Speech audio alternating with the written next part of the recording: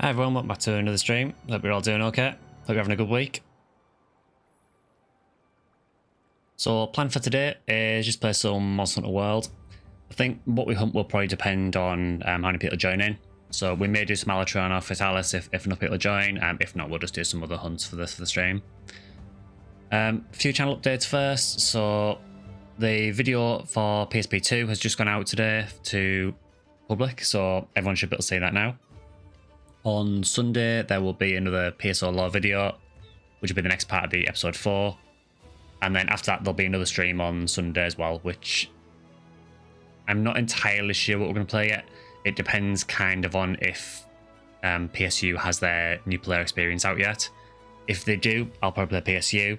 If not, it'll either be PSO or episode 3, depending on what I feel like. Hi, LGP. So I have posted the session ID as a pinned message on both YouTube and on Twitch. If you need me to repost it, just let me know and I can post that. So anyone watching, if you do want to join in, feel free. Hi, Drac.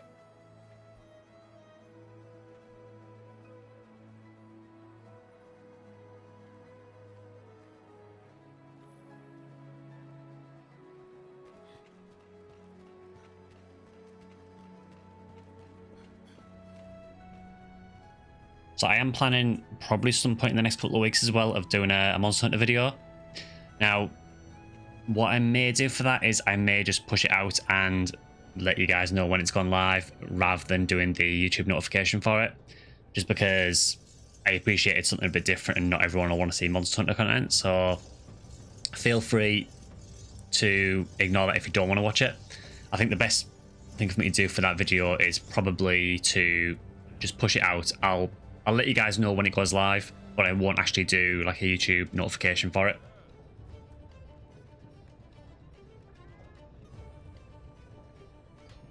I just want to try and start building some Monster Hunter content up before Wilds releases next year.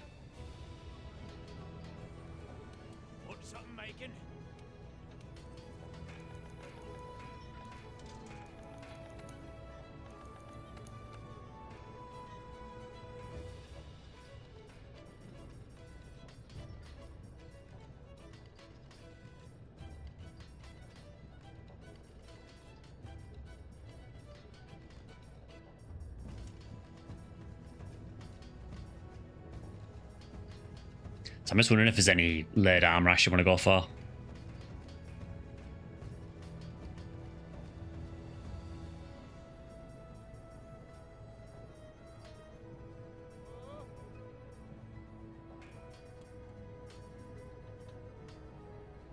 Possibly Silver Soul. We do have enough paths to make it already, but there is also Zinogre as well, actually.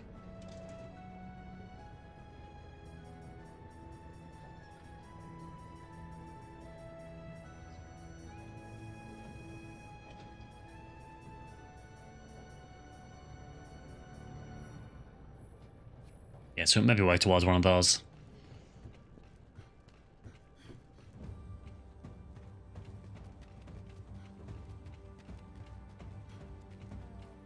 So Drac, was there anything you still needed to hunt in this? Anything in particular, or?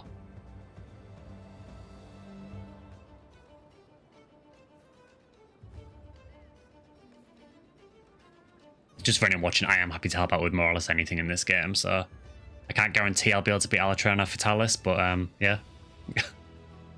I'm still quite rusty because I haven't played this game much recently, so up for anything. Fair enough. For the time being then, I'll just load a quest then. We'll just do some, yeah, just do some more hunts.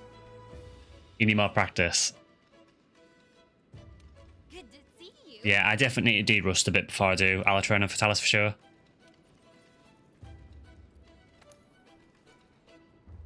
Let's see what we got.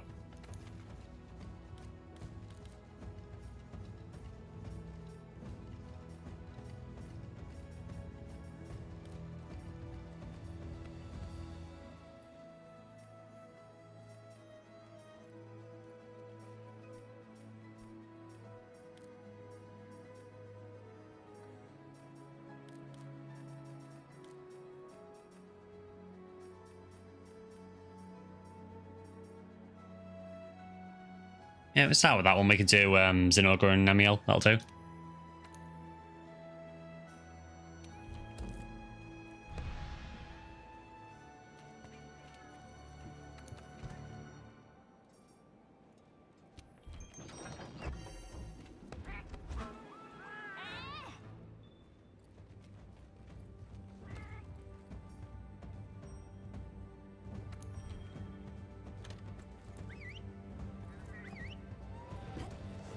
So yeah, I've mentioned this before, but I think obviously the main direction of the channel is always going to be for Fantasy Star, but I would like to, as we get closer to Monster Hunter Wilds, start to post a little bit more Monster Hunter content. I appreciate it's not going to be for everyone, but I would like to start building it up if I can.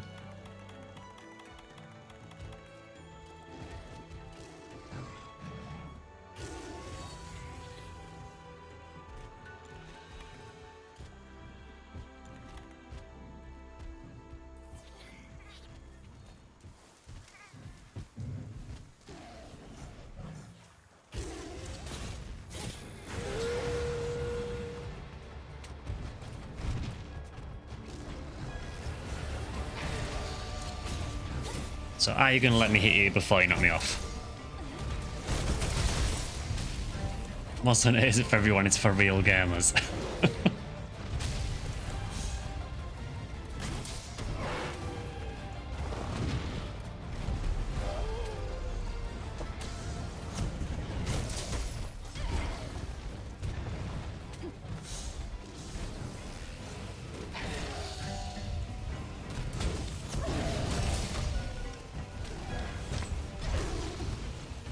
Also, the Zinogre theme goes hard. It does go very hard. The mount theme for him is even better. Can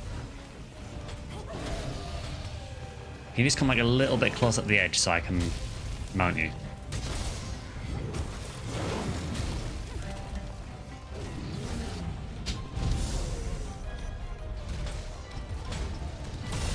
There we go.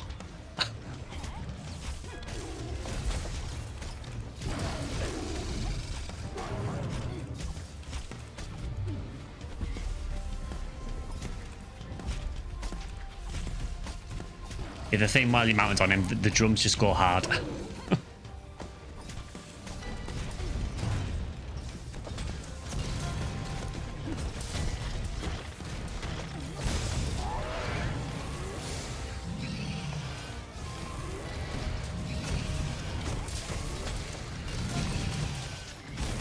Hey Tycoon, yeah, doing pretty well, thanks. Yeah, that was very ambitious going for the full true charge slash that.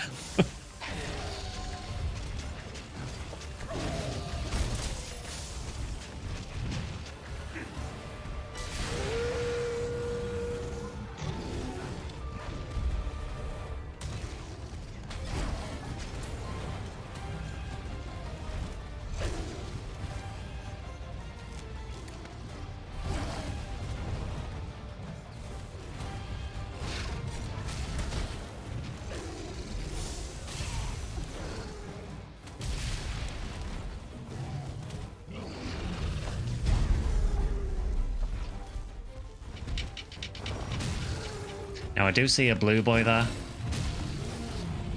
Can we get him with the blue boy?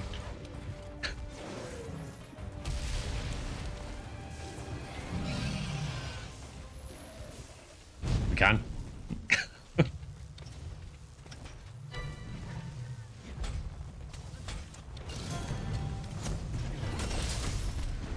Nice casual 1500 damage.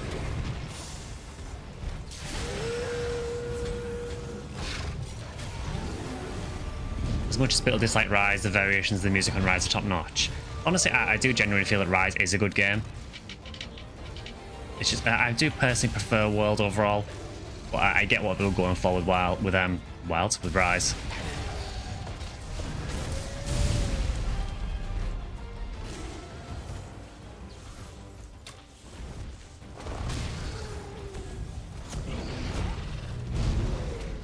What is it with monsters when you use Greatsword? They'll move the most minuscule amount and you'll miss. It's like they wait for the last possible moment to move and then move a tiny, tiny amount, just enough for you to miss.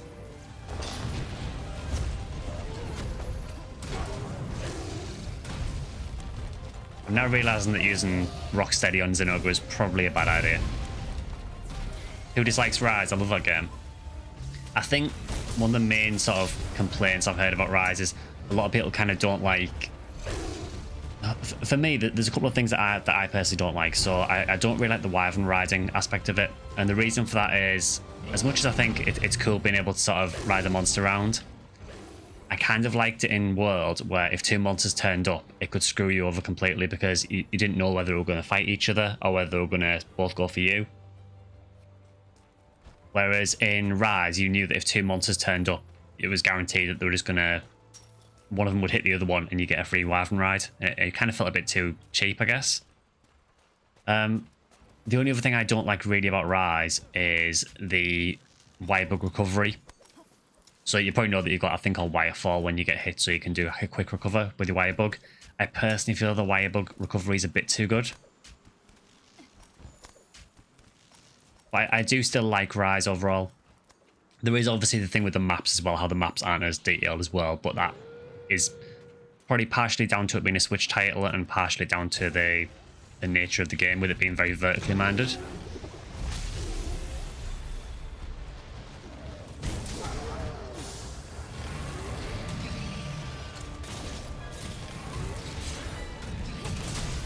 Rise feels closer to Gen U than World does, more like the progression of a traditional Monster Hunter game.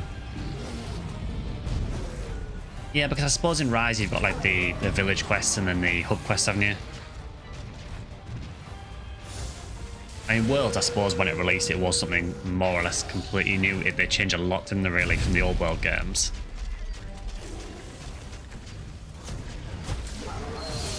Ah, nice, got the flinch, cool.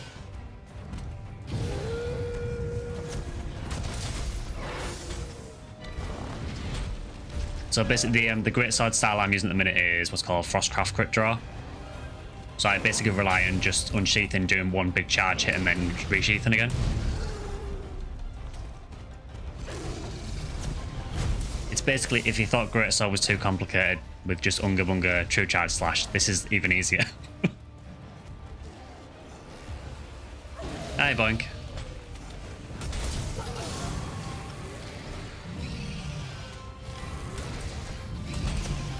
Can we get a big meaty hit on him? Or will I whiff it completely? No, we actually got it. Let that be recorded in the history books that I actually landed a True Charge Slash.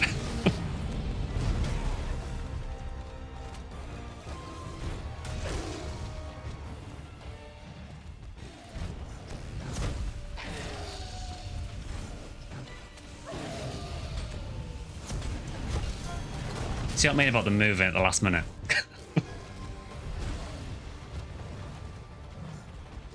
Wirebug recovery gets punished later on though. Early game is OP, but later it's not a good idea. Yeah, I will admit that some of the later monsters do seem to be designed to punish you for overusing it. You know, Scott Magnum Arlo, anyone? You would have done that if you haven't done Sunbreak, but it's essentially Magnum Arlo on roids.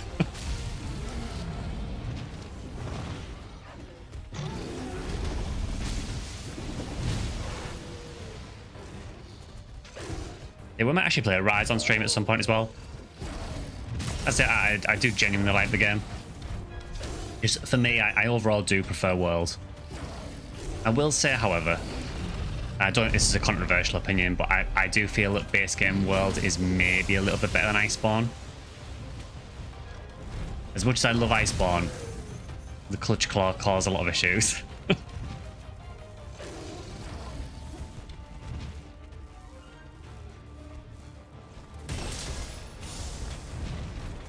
I just also realised this Zinogre looks huge. I wonder if it's a gold crown one.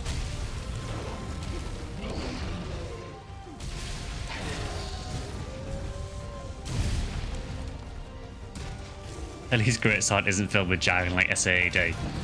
Yeah, seriously, man, I will never understand Charge Blade. I will try and play it when Wilds comes out. Not as my main weapon or anything, but I will try and make an effort to actually play it.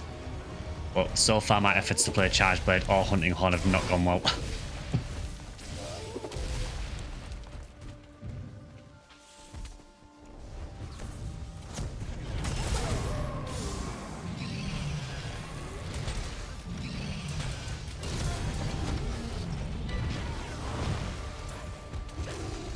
Clutch Claw's wild. Definitely like the speed of Rise, and the weapons are super fun. I feel that the switch skills they added in Rise, some of them are not great, but there are some that are really cool. I've said this before, but I really like the Lance switch skill where you can do the insta block.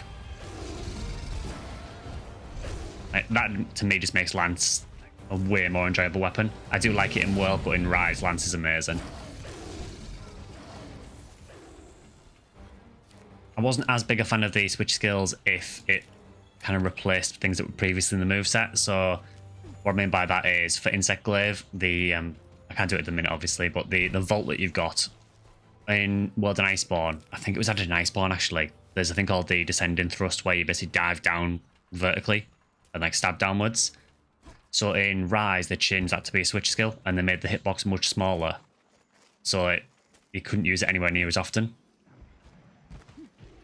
Have you tried the Charge Blade chainsaw build? I haven't actually, no. It does look really fun, I will say.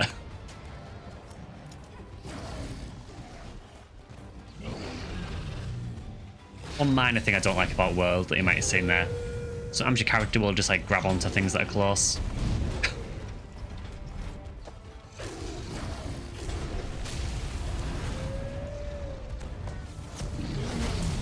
Might try wall eating this guy, I think.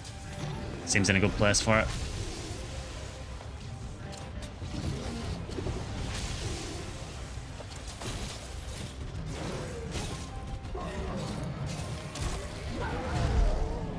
There we go. I have tried the Gun Lance rocket build a bit, yeah. That's quite fun. This is never gonna land, but I'm gonna go for it anyway. Oh, the flinch, man.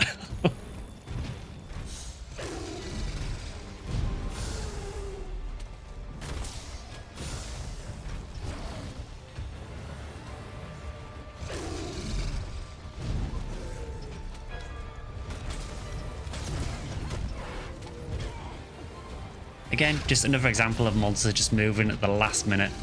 It's the tiniest amount. Just to prevent the charge slash from hitting. It's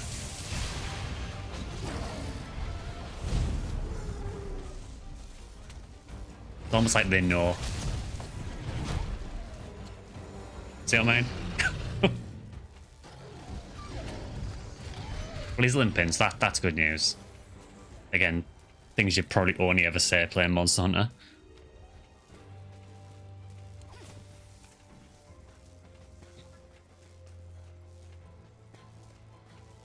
Yeah, I do genuinely enjoy Rise. I think one of the only other things that soured me with Rise was, and this wasn't a fault of Rise, it was a fault of Sunbreak, was the end game of Sunbreak. I really don't enjoy spamming the anomaly quests. I know they love dodging. It's almost like they don't want to get hit.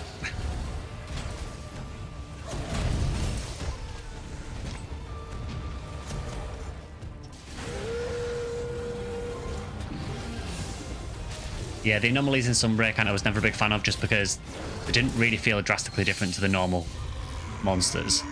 apart from you had the whack-a-mole mechanic of the glowing cores on them that you have to destroy. It just didn't really feel that engaging, honestly.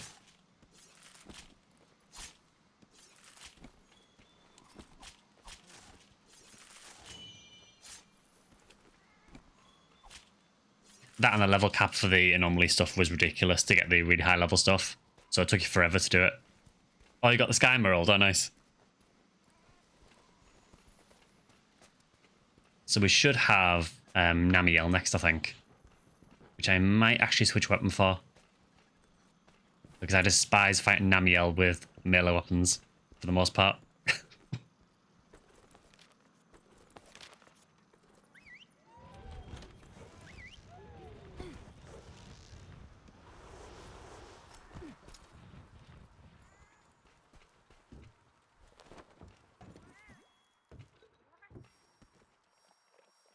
Yeah, I'm really excited to play Wilds though. I like a lot of the changes that they seem to have made with it. The only one I'm a little bit concerned about is the fact that you can take 2 weapons with you. I mean, I know in Worlds you can essentially do that by just doing what I'm doing now. But it's a little bit worrying to me that you can just change your weapons on the fly in the middle of the field. Again, I suppose, again, it's not too different to what we're doing now. So I'll have to see how they implement it, really.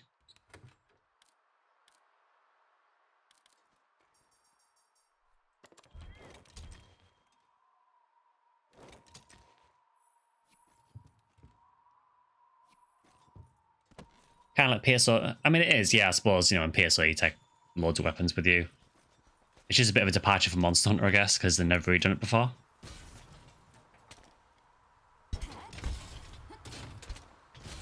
But I do really like the idea with the Sacred, which is the new mount. I do like that you're able to gather and use your slinger and things like that while you're actually riding it. That seems like a really good quality of life change.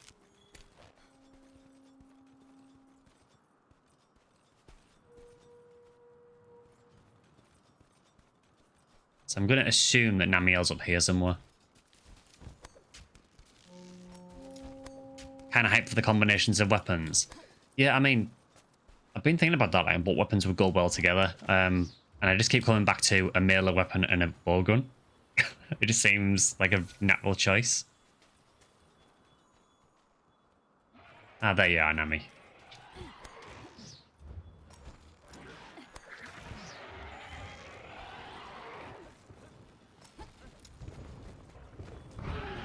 You gonna come down, or are you just gonna... Nami, please.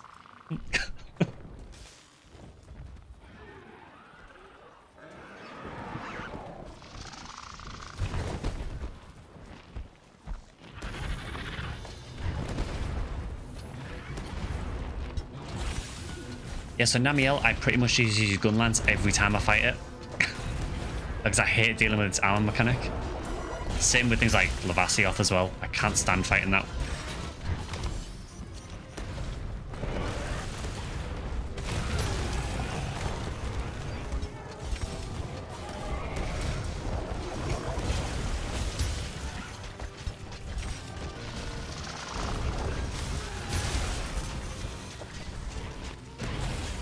Yeah, definitely looking forward to Wilds though.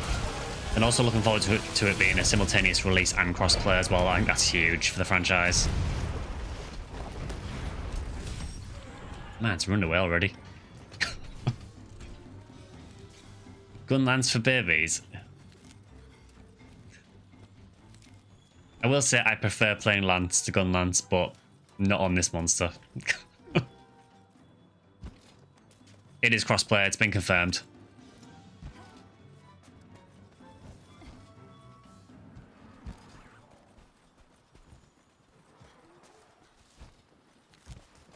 Yeah, that was one of the only downsides with World and Rise, really. I think if they'd have been crossplay, it would have been amazing, but... I mean, I kind of get World not being crossplay on Switch because I think the Switch would probably struggle with it. In that it's running on quite an old engine, it's not that well optimized.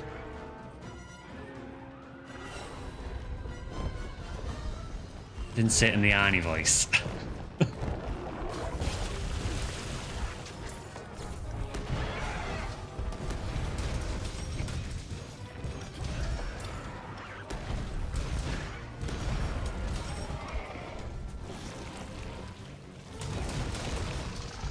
the old negate fall damage by rolling move. Yeah, there isn't really fall damage in Monster Hunter, which is a bit odd.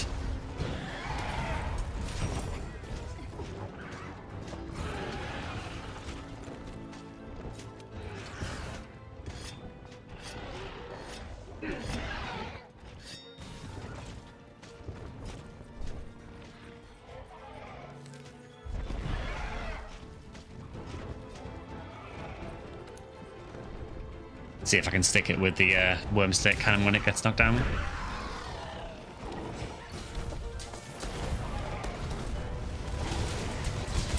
There we go.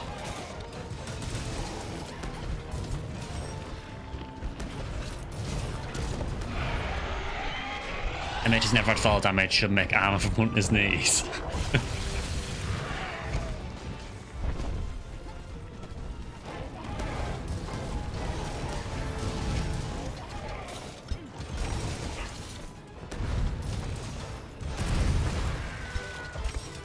Namila's really not having a good day.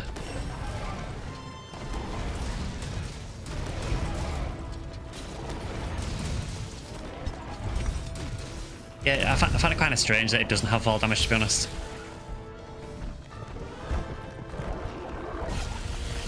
Especially when you've got things in the game like, you know, being able to get flinched by other players.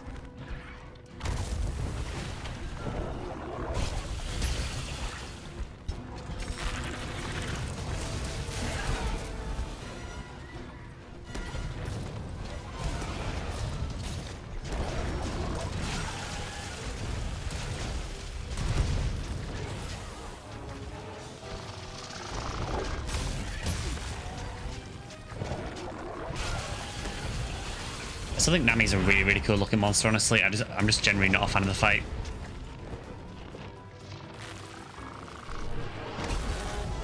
Remember, I think it came quite high in the monster popularity contest, actually.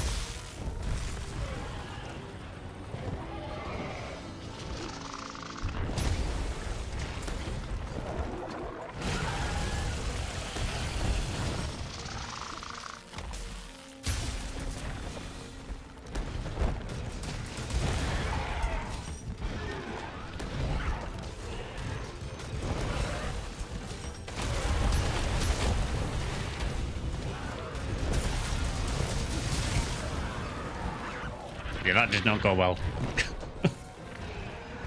The ledge kind of screwed me there. Or rather the incline, at least. I swear, ledges and inclines are some of the most dangerous things in Monster Hunter sometimes.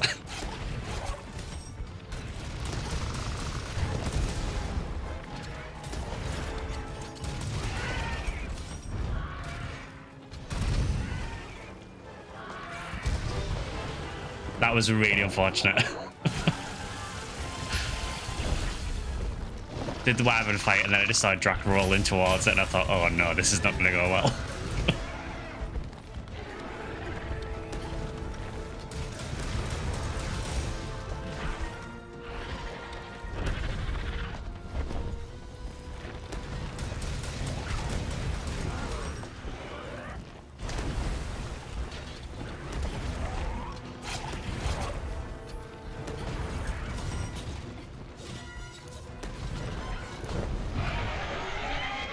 Yeah, I'm just not sure what weapon I'm going to main in Wilds yet. I've always typically done Insect Glaive, but I might change it up for Wilds.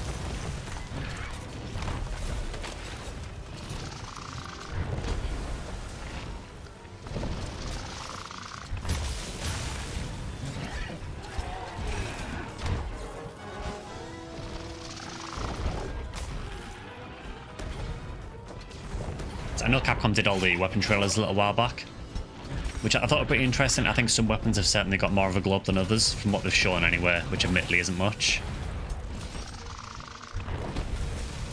I'm kind of curious what other people think of the weapons from what we've seen so far.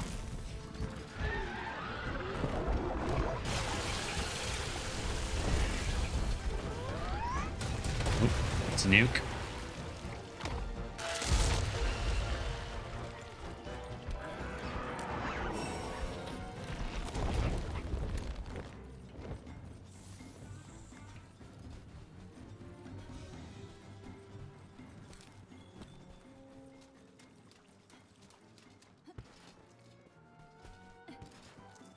Alright, so I put the thing on Twitch for verified email, and still getting bots, so clearly that helps.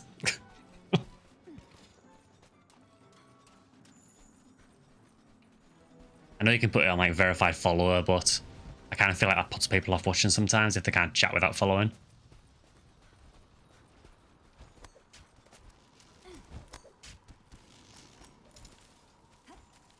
I suppose at the minute as well, for the amount that we get, it's not really a big deal. Thanks, LJP. I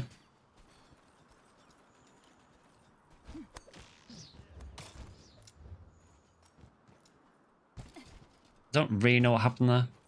She just sort of gave up the will to pull herself up.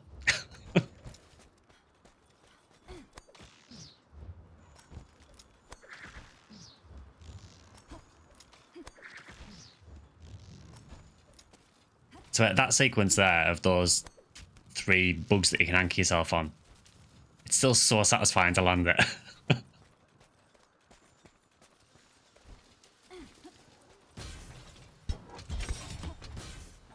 Good job you didn't go for a shower yet. No worries. I mean, to be honest, they just tend to put one message in chat and then go anyway. Do we have bombs, or have I forgot them? I have bombs.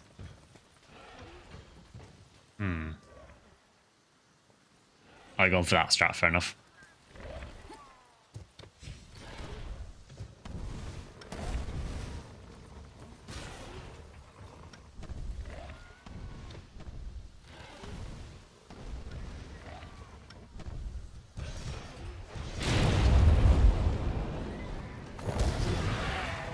Nice.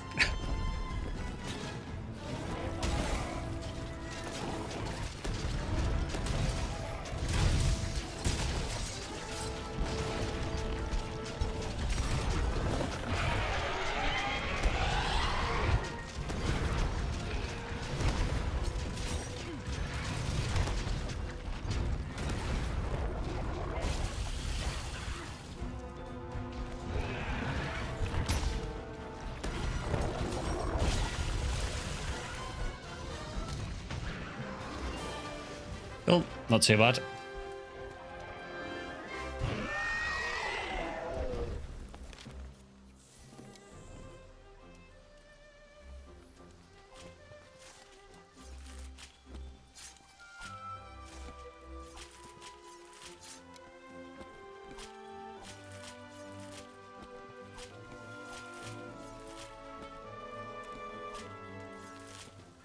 By the way, Drac, as well, if you do want to do anything in the Garden Lands, that's fine as well. I'm happy to help out anywhere there as well.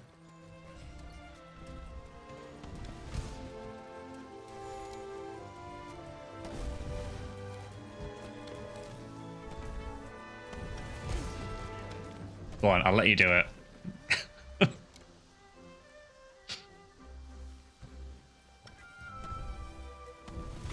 There you go.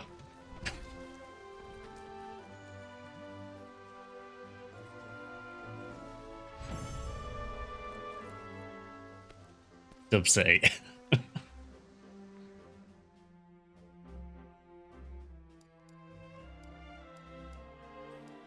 Can't remember offhand what the Unity symbols are for. I think they're for I think it might be a hammer that you make from them, possibly.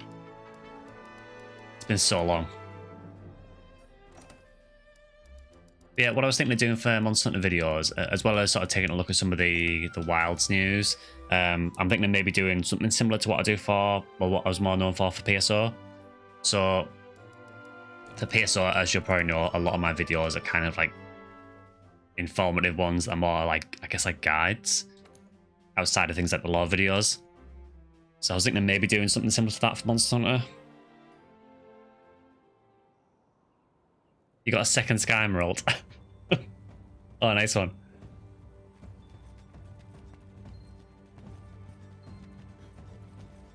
Good guides too. Oh, cheers. I will say, I know nowhere near as much about Monster Hunter as I do for PSO, but I'd like to think I've played World at least enough to have a reasonable idea of how to do things. Unless it involves Hunting Horn or Chargebird, in which case I'm useless.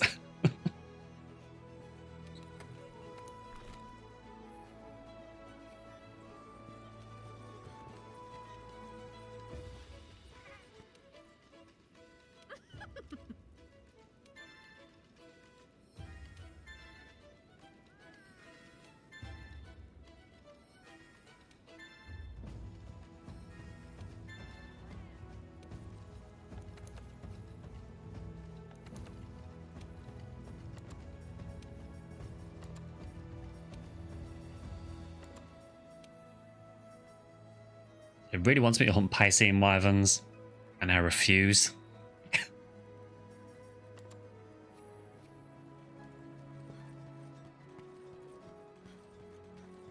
The only decent Piscean wyvern in the entire game is Bear Tortoise, and even that's not brilliant.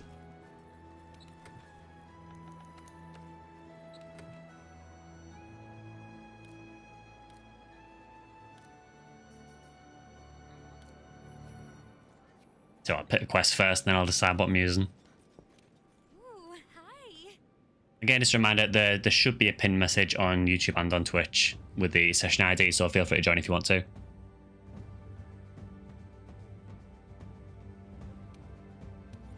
Always been a pain. I mean, I'm not going to say they're as bad as Plesioth, because let's face it, Plesioth is, you know, absolutely renowned for how bad it is.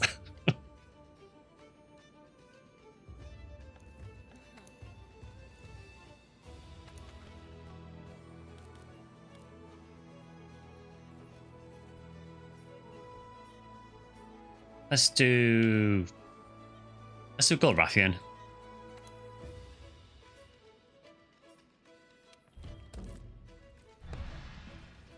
What is Goldrathian weak to? Hip check still haunts me to this day.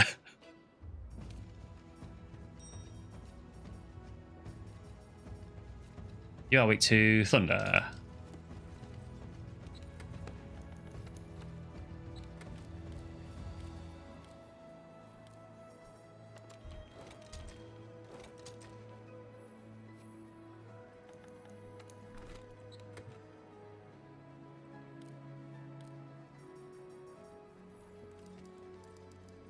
Do I really not have an item loadout for Elemental Bowgun? Really? Alright, guess I'm making one then.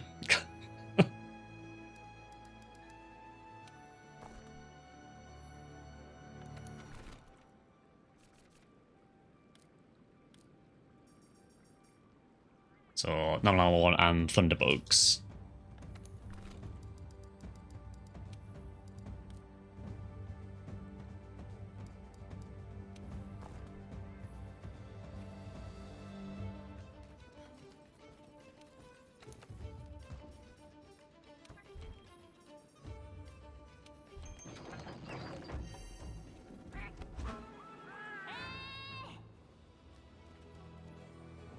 Yeah, probably want some poison resist as well, actually. I'm doing Goldrath.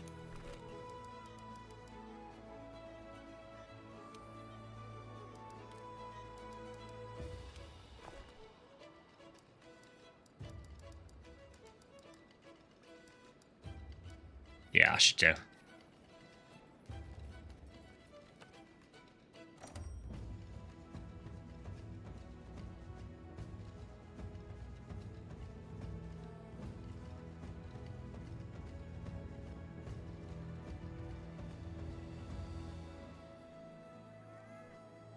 So yeah, I'm not sure what we'll play on next Wednesday's stream yet. Obviously, the Sunday stream will be Phantasy Star as usual. For next Wednesday, I haven't totally decided yet. I know you guys are giving me some suggestions, so I'm going to have a think and see which one I want to play.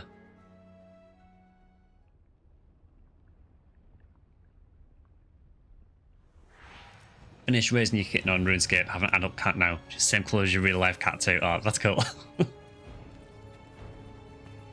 I had no idea you could raise pets or anything on RuneScape. As I say, like, I've never actually played it myself. I've only like seen it back when I was in school on like the very original RuneScape.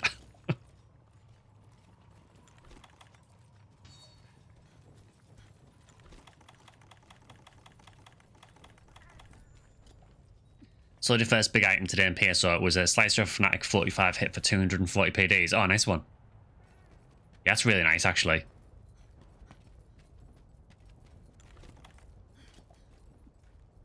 You're having a wonderful time in RuneScape. Yeah, I've seen you post a few pictures of it in the Discord.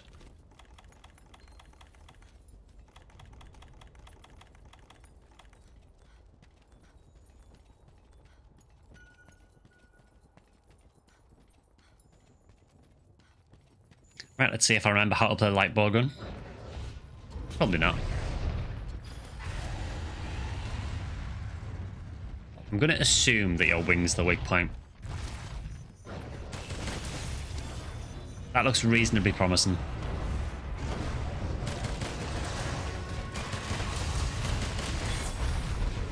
It's playable.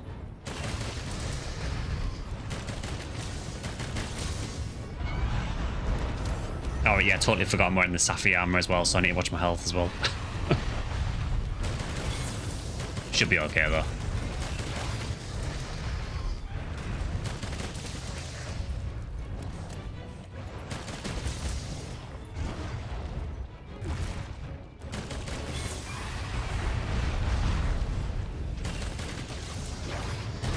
Dude, chill. Yeah, I hope you're doing alright to playable. We somehow got hit and didn't get poisoned. I'm not sure how, but I'll take that.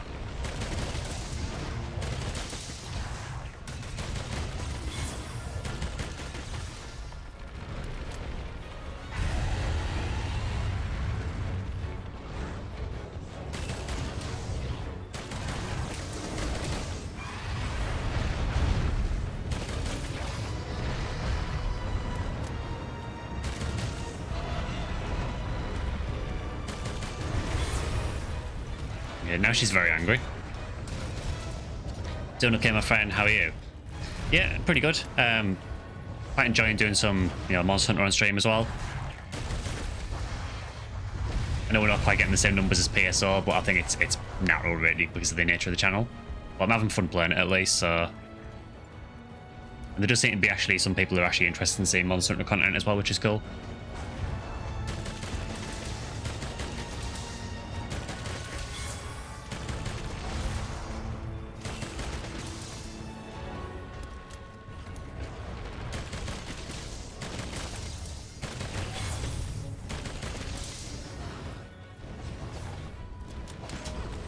Monster Hunter is always fun to watch. Oh, cool. Good to know.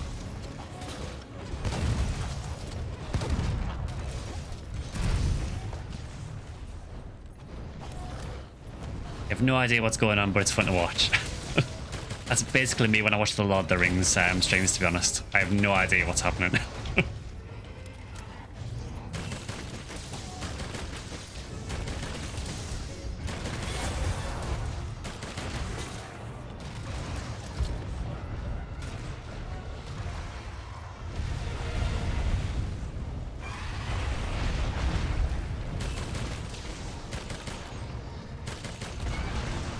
Honestly, this quest isn't too bad. There is another one, I think it's one of the ones you'd have to do to unlock some stuff, where you fight Golrathian and then after a few minutes Silver Athlos spawns as well, and then you end up fighting both at the same time, which is not fun.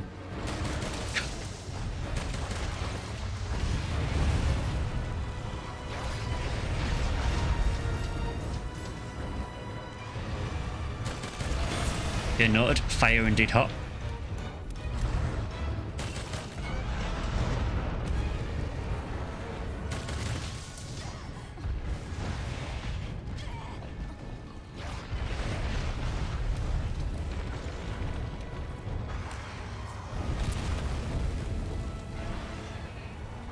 Yeah, we avoid those.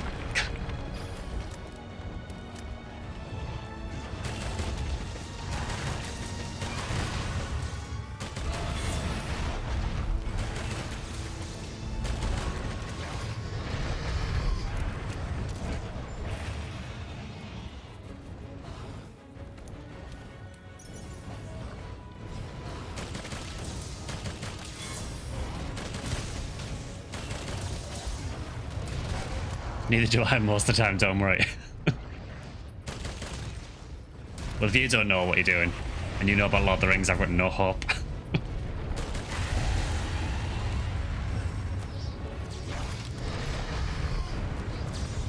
I did see something, since here I may as well talk about it.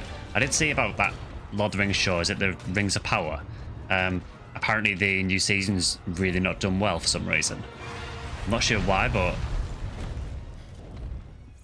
apparently the second season's not getting anywhere near as many views as the first one for some reason. I've never watched it myself, so I've got no idea why.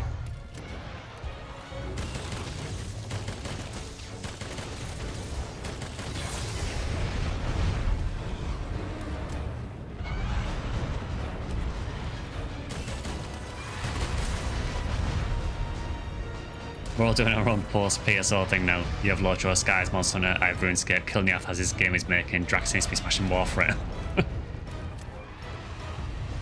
Yeah, this is what happens when you play PSO as much as we did. Everyone just needs to take a step back from it sometimes.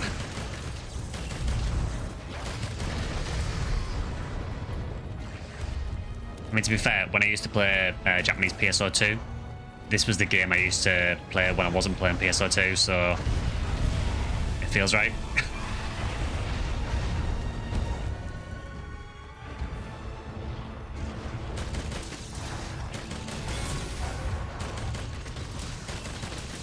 First and second season tanked hard. People are angry that it isn't true to Tolkien's original workings. Okay. So does it diverge quite a lot from the actual book then?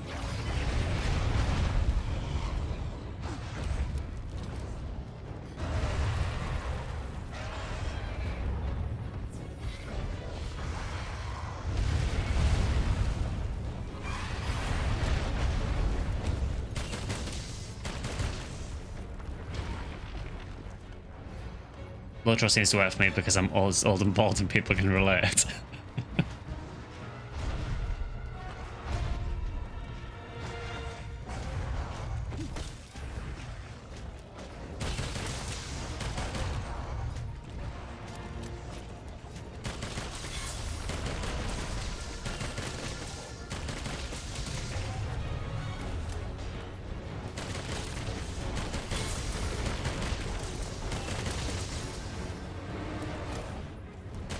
Developed in a cloud of nostalgia. Playing old school RuneScape has made me so happy. I feel like I practically because I get emotional over the memories. I don't think there's anything wrong with that. I mean, you know, we've all got games that have had like massive impacts on us.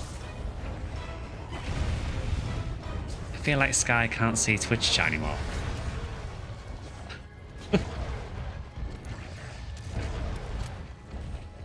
I did see a message to say that you've been playing DayZ as well. The thing is, with PSO, I can more or less just like switch my brain off and just talk to chat and kind of play PSO without really realizing what's going on. Monster Hunter, not as much.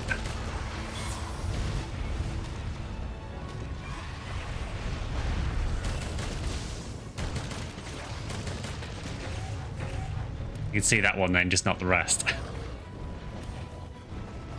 Skill issue. Yeah, I mean it is. I'm not going to deny that at all.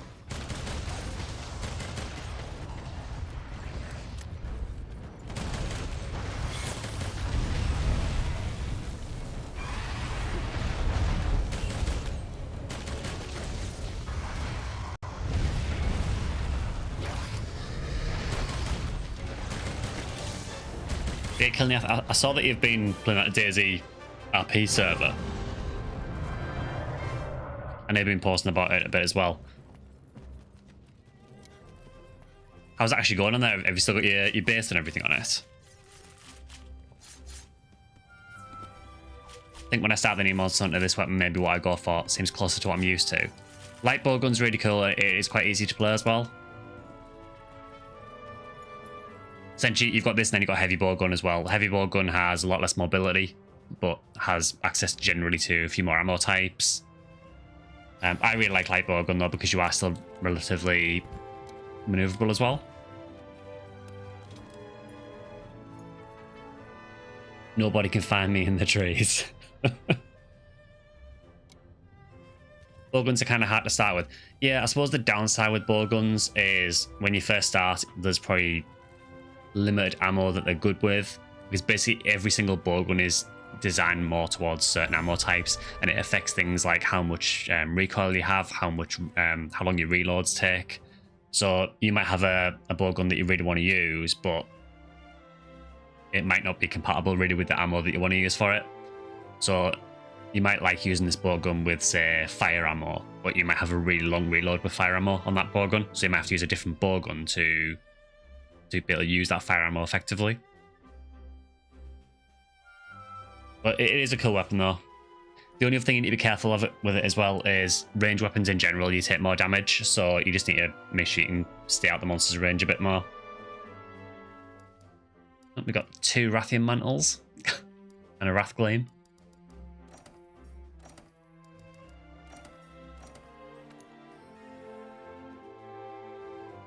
like to say at range, where will be a good start for a noob?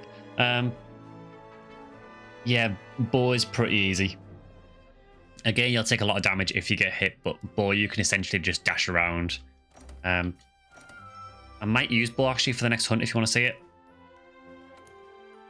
I haven't played it for a long time, so I'm probably really rusty, but also yeah, just comment to playable about the Rings of Power show. Very much so. Massively miscast actors. Woke culture seems to have taken over, just not what fans of the old appreciate. Oh, it sucks to hear that.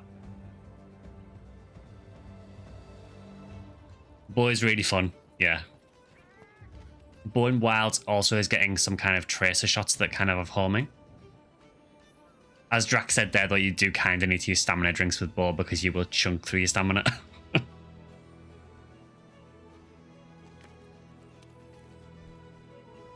So I've only been playing Warframe, to be honest, pretty satisfying. Warframe players eat good.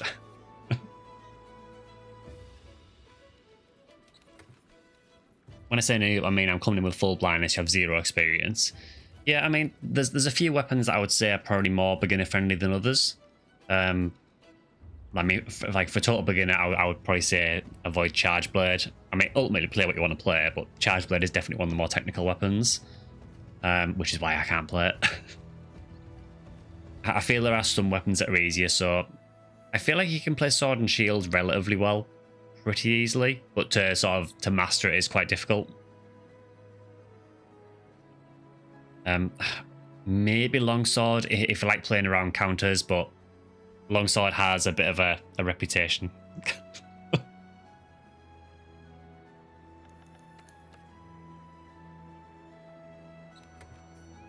Alright, so let's decide what we're doing, then I'll use bow for the next one so you can see it. Ooh, hi.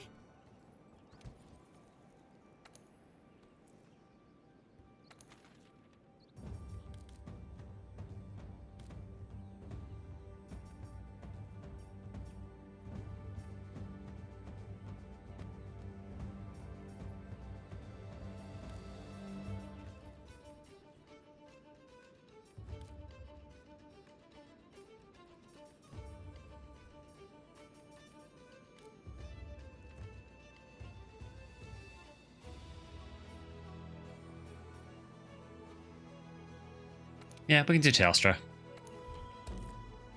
It's a good quest for hunting decorations anywhere. Longsword just says a bit advanced due to counters. Yeah, I think Longsword it's obviously very designed around countering.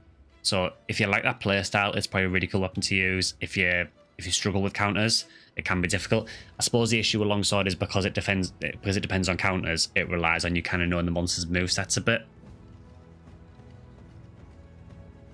Greatsword is very, very good for teaching you about when safe to attack and when isn't safe.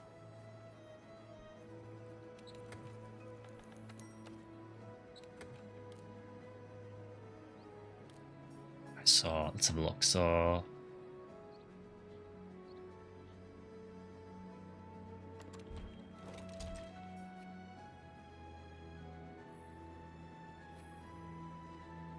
right, I need to use some laid arm with that because that looks awful.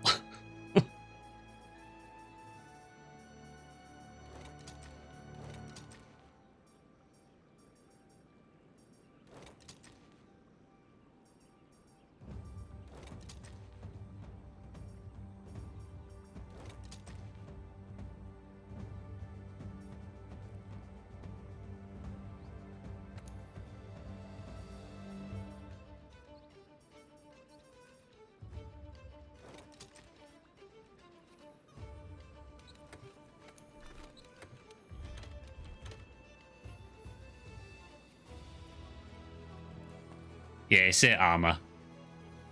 Actually, that reminds me of something that they're doing in Wild, so I forgot to mention this. They're making it so male hunters will be able to use any of the female armor, and female hunters will be able to use any of the male armor.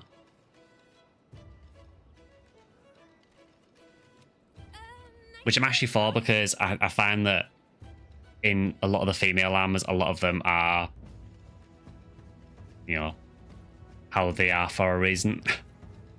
And sometimes you just want to use some really cool looking armor.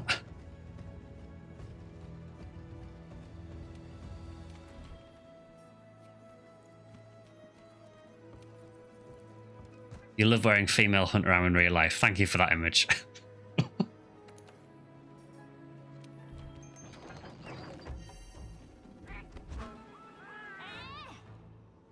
You know you've reached peak boredom when you spent all day watching a video series about the unemployment rates in the towns of Skyrim.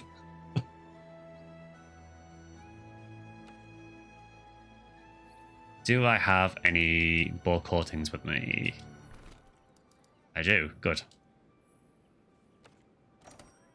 Almost like I'm prepared. Yes, I'll use bow for this one. Can't guarantee I'll be any good. It's been a while since I played bow.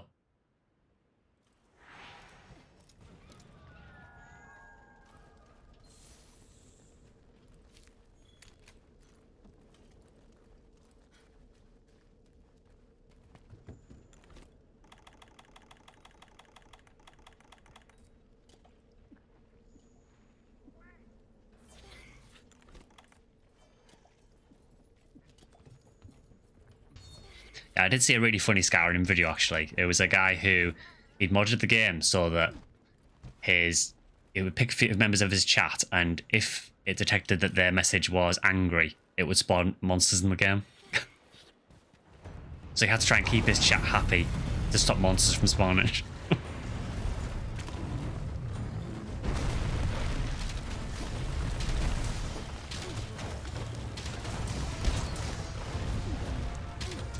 Yeah, so bow's quite heavily focused around doing what's called dash dancing. So you basically shoot and then dash.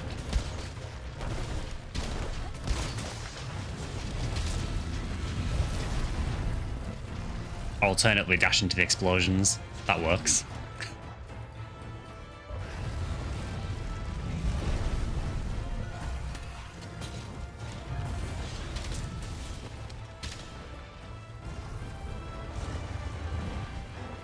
90% of I saw funny Skyrim video is modded, the remaining 10% is Bethesda junk. I have no doubt about that.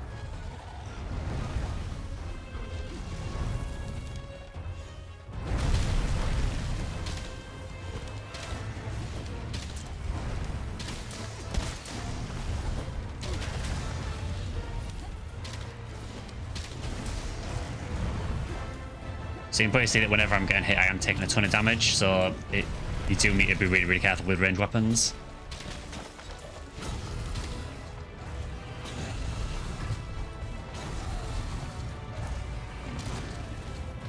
Nice.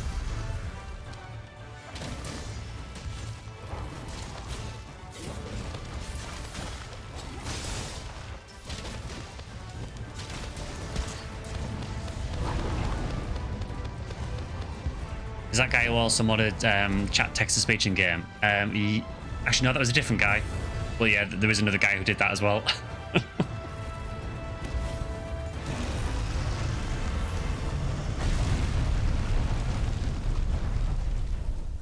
Even the latest version of Skyrim is riddled with bugs. I mean, I'm not exactly surprised.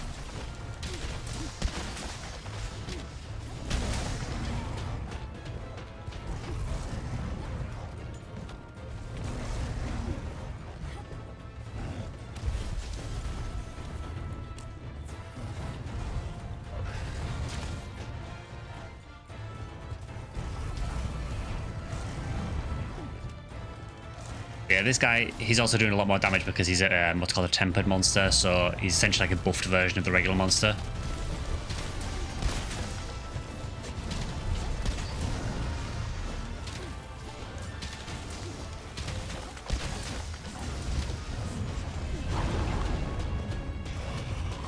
Yeah, bow is a very, very mobile weapon, and it does a ton of damage as well, but you just cannot get hit. Because if you get hit, that happens.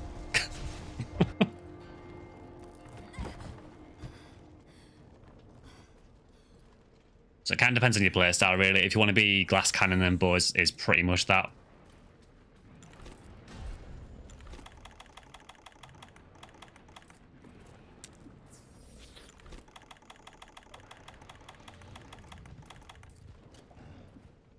Good example.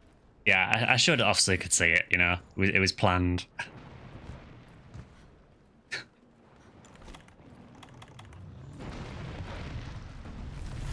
he says.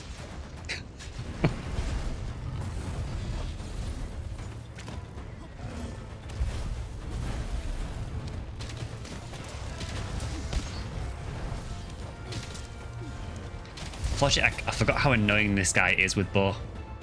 Because basically when he's got this like fire aura on him, all of his body becomes immune to range. So I can only hit him on his head and the tip of his tail basically. Now he does take a ton of damage on his head, but that means going near the fiery bit.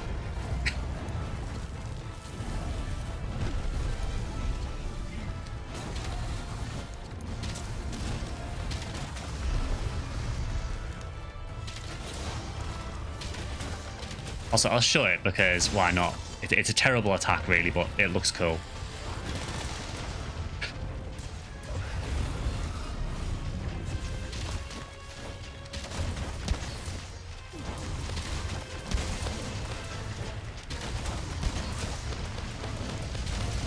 But you can see I'm basically doing like a dash, then a shot, then a dash, then a shot. So that's kind of how bow plays.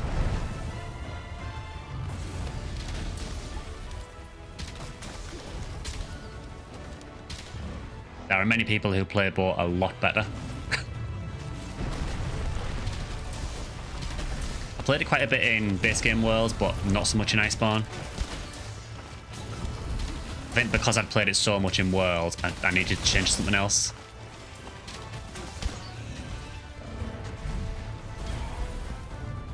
Bow plays how Sky should play Warframe.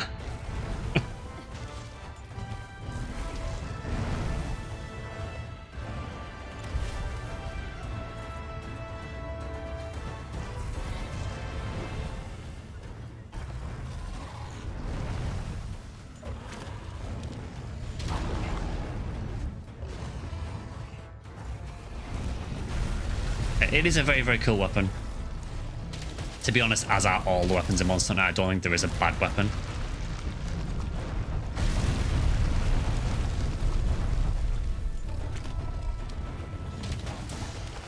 Yeah, I agree, Tycoon. It basically relies on you knowing the monster a lot and knowing when it's safe to dodge, when it's safe to shoot. And basically using your dash to reposition yourself out of harm's way. Which on something like Teostra can be quite hard when he puts these clouds everywhere.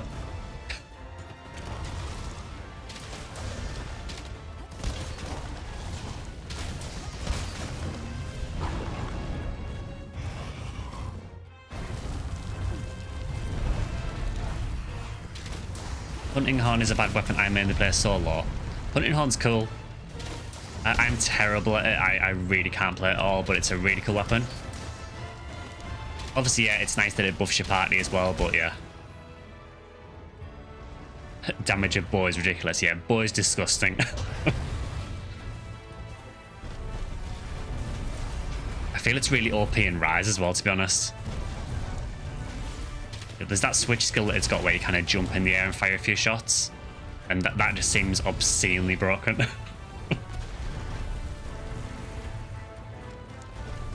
I think the worst thing with that skill as well is the fact that because you shoot from the air, it counts as like aerial mount damage, so you can trigger the Wyvern rides with it.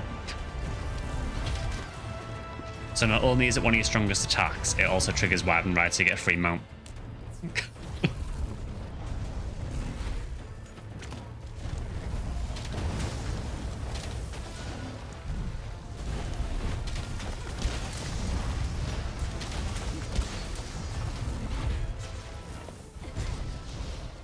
But yeah. Considering I was on about 2/3 health there.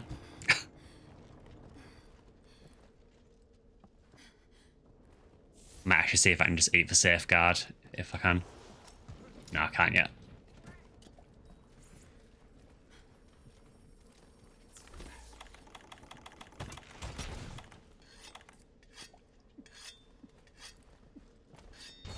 Board's one of your main weapons in Rise, that and Dual Blades. Yeah, honestly, Dual Blades, I haven't played a great deal. I've liked them when I have played them, it's just not a weapon I play very often.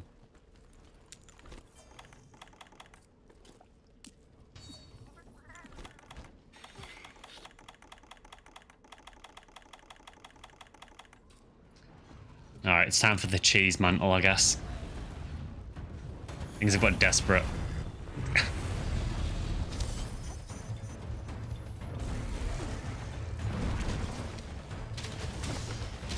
try not to use the mantles much if I can help it, because I'm not a huge fan of them, honestly.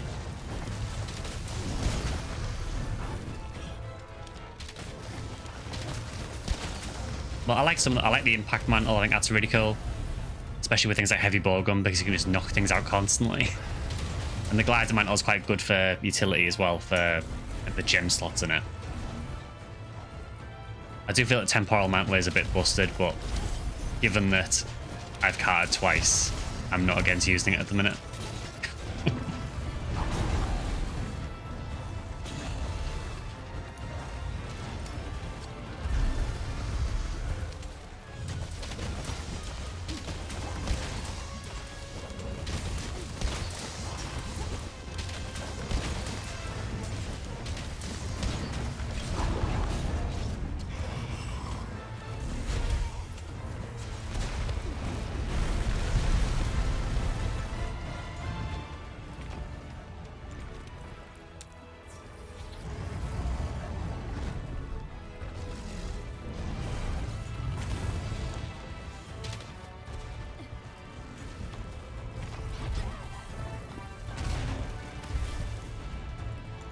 Dude has it in for me at the minute, I swear.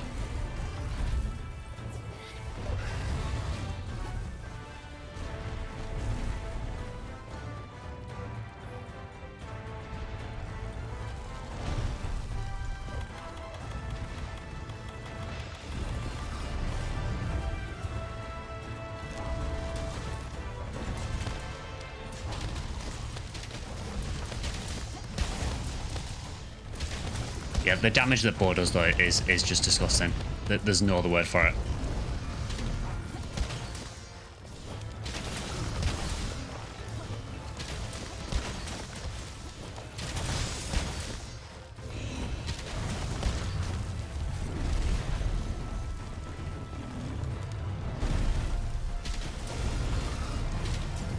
Nice, got knocked down.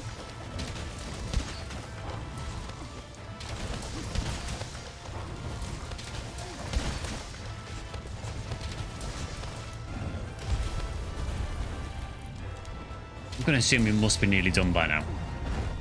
It feels like he should be.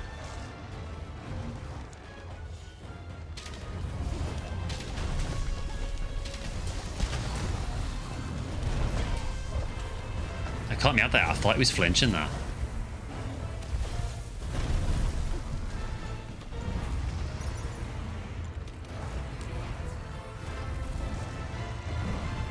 I also feel in World as well that it's a bit too easy to craft things like max potions, and I kind of feel that you can kind of IV drip max potions.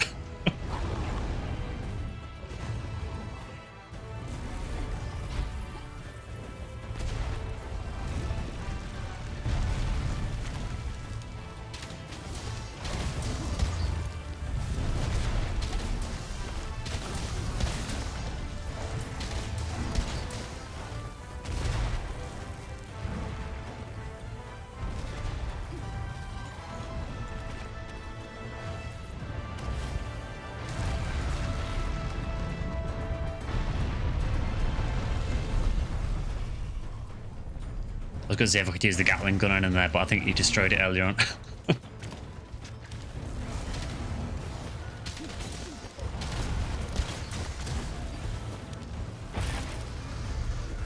Drax nailing these wall bounces at the minute.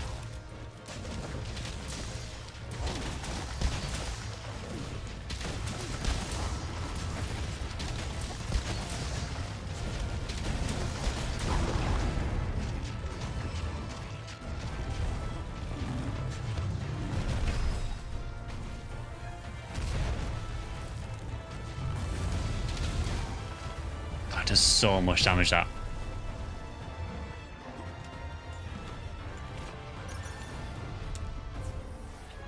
That's what I'm made about max potions.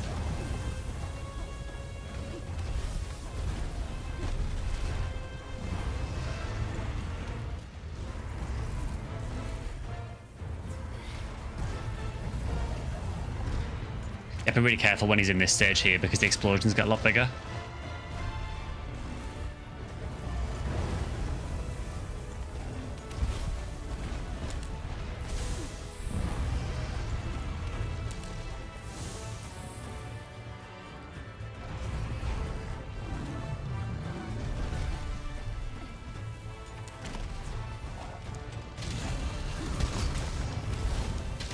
Ah, nice. That mount's huge.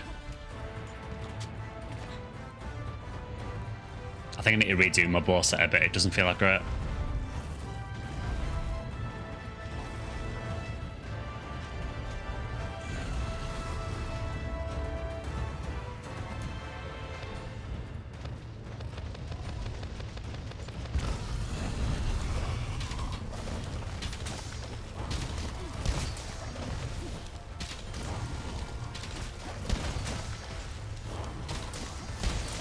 It's in kind of an awkward place there. His head was kind of half in the ground.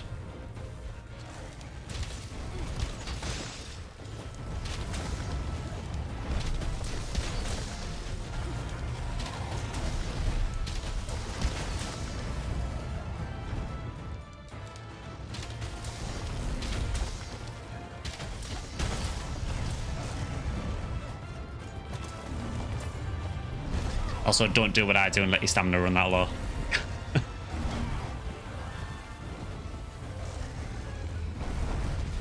That is not good. Cat is the actual MVP.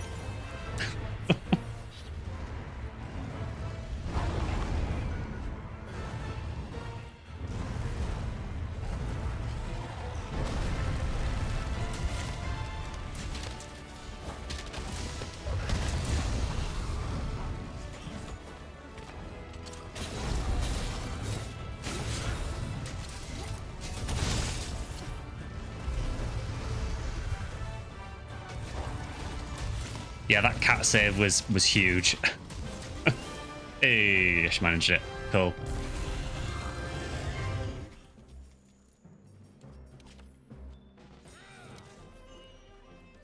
Apologies for catting twice.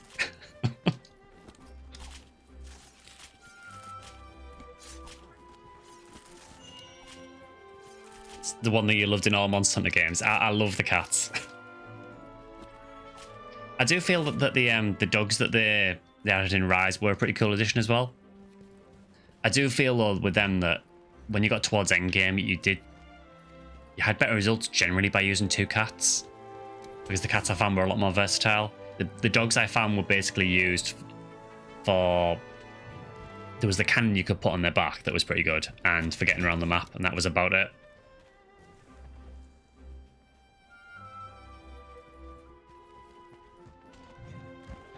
Yeah, the cats are super useful though. And cute.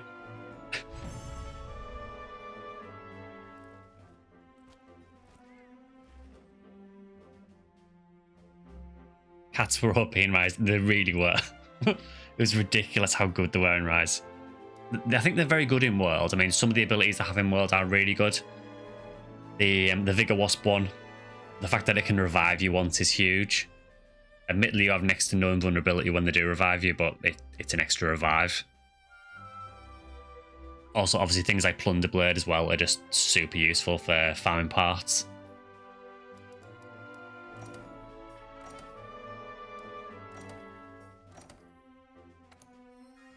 So, any good gems?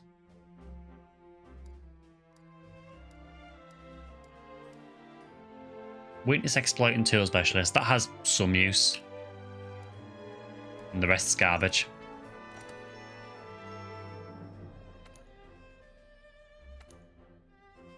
Good cats.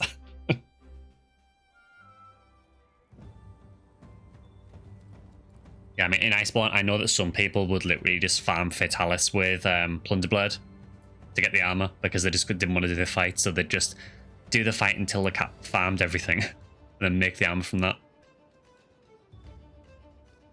Hola.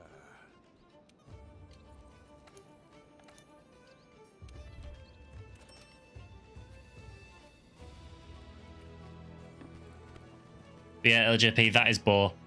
Played not very well at all, but that should give you a rough idea of how it plays.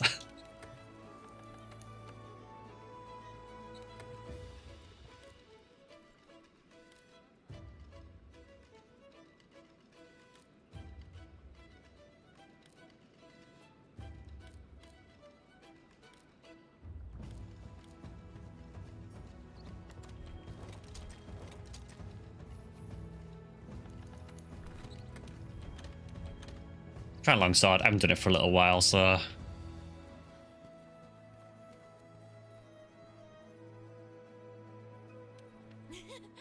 know you've been working hard out there.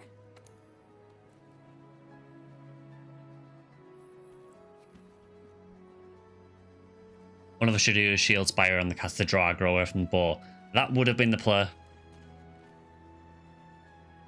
I can't actually remember what my Palico is using at the minute.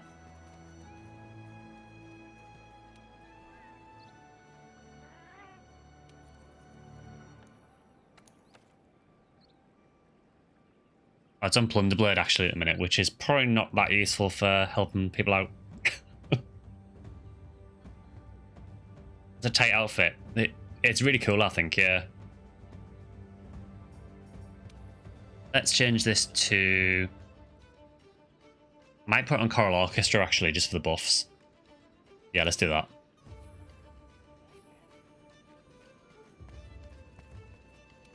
Ooh, hi. Yeah, this outfit, it is made up of... Oh, you changed to Choral. If you want to change, that's fine, or I can change either. So yeah, this armor is made up of... It's the buff body, chest, and arms. The Azure Age waist, the Oolong legs, and the Frostfang Barioth head.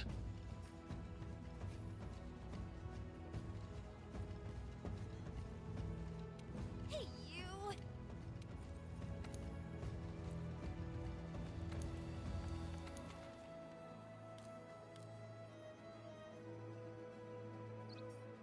I kind of feel like fighting Runa.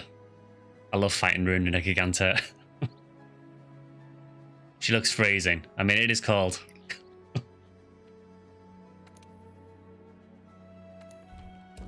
Yeah, we'll do Runa. Why not? Runa's cool.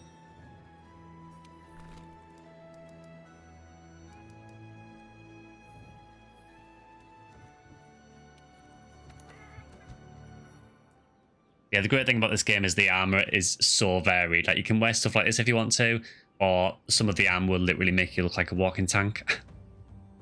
And the great thing as well, LJP, I know you said you're new to Monster Hunter. Your cat has different armor sets as well. I'm going to have to show some of these now. And we'll get started on the quest in a minute. But I feel that as a cat owner, you probably need to see this.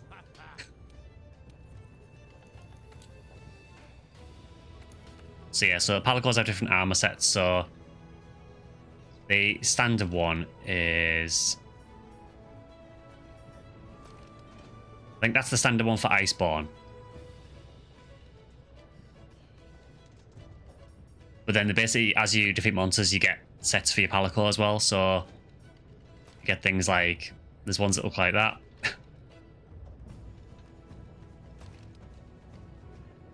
Some of the sets are just super cute.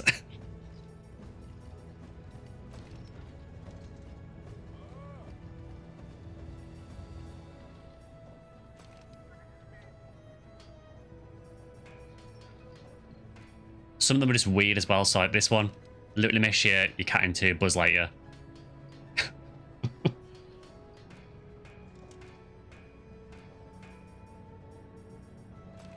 Or alternatively, the Grim Reaper.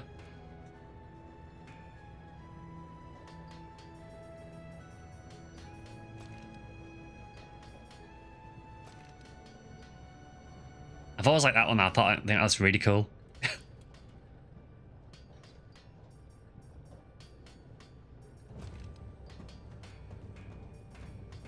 Yeah, it's super, super varied as well.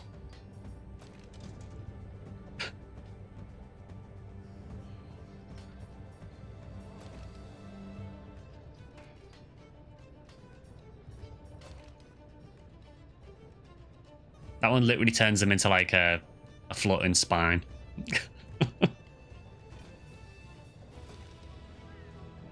Alternatively, a king.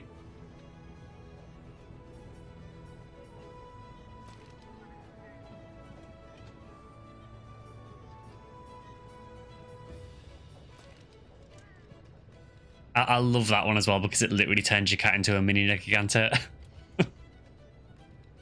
It's so cute.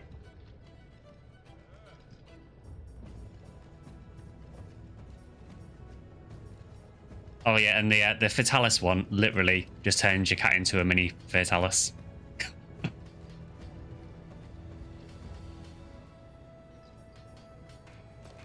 There is also things like this.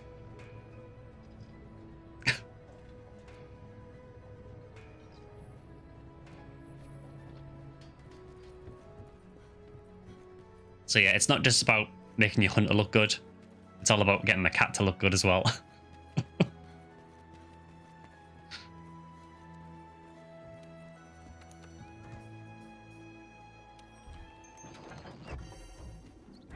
The Wiggler one is unhinged. It is. There is a Wiggler helm that you can wear as well. Apparently the Wiggler thing came about because of a kind of a bug. So in the very early stages of the development of the game, they were trying to get a monster called Lagiacrus or Lagiacrus, however you want to call it, into the game. And they couldn't get its skeleton to work properly, and it kept wiggling around. So they thought, well, we can't have Lagiacrus in the game, but we can use this wiggling for something else. So they used it for that. That's the sort of common theory anyway.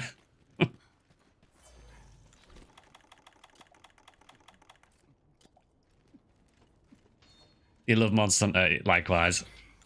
The attention to detail is ridiculous.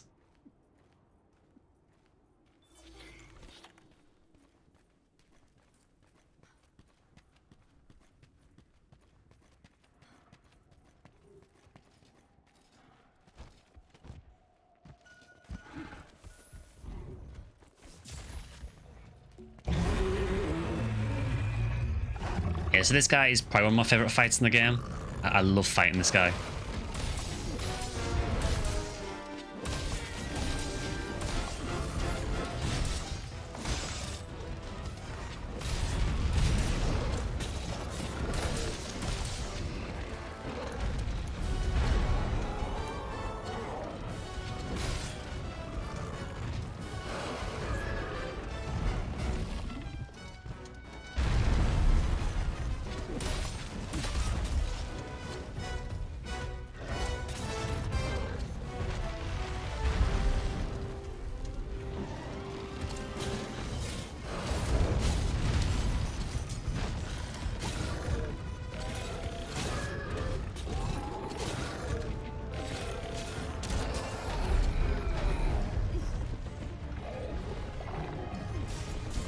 Not a great place for his head to be there.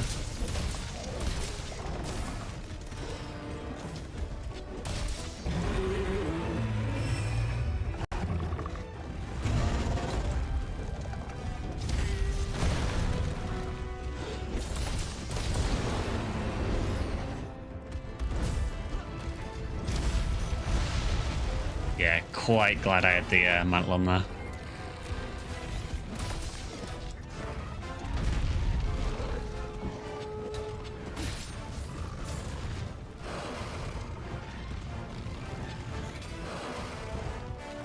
A little bit stew, won't be too long. Ah, no worries, dude.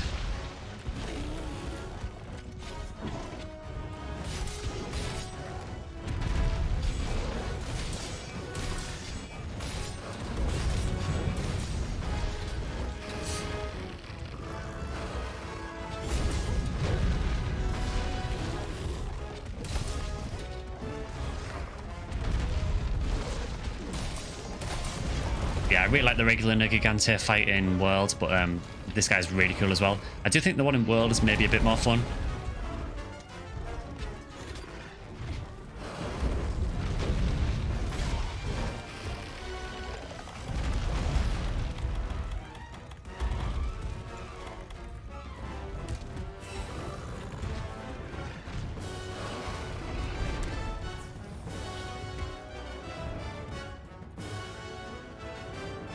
You really just got tired there. Fair enough, I'll take it.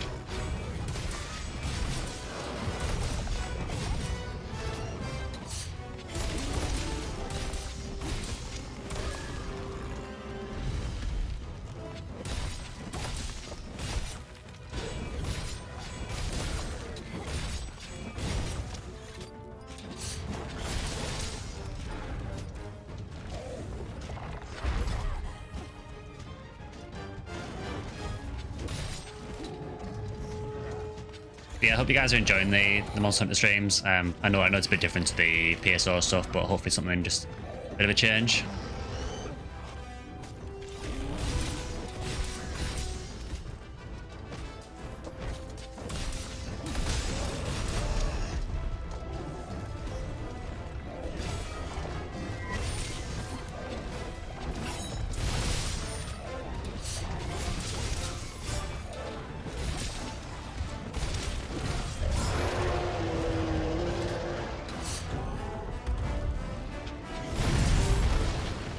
Not quite. Tried to do the counter slash through, but I mistimed it a little bit.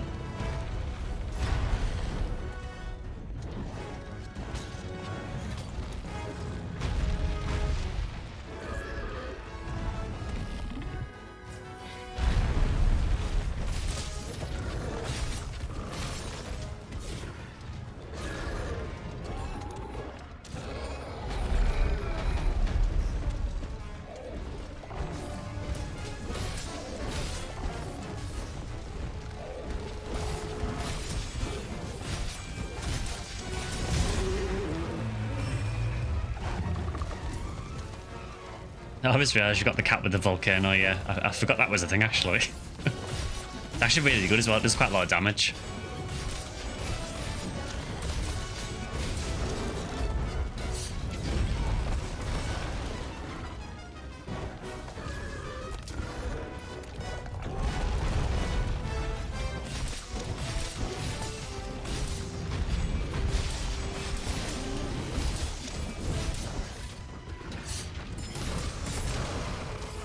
I think I got it there, actually.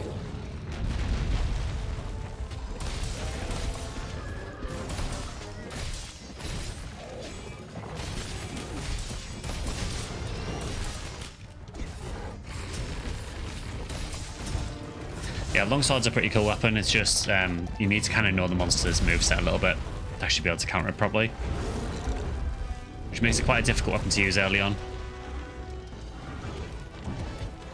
Maybe except in Rise, because in Rise it was just busted.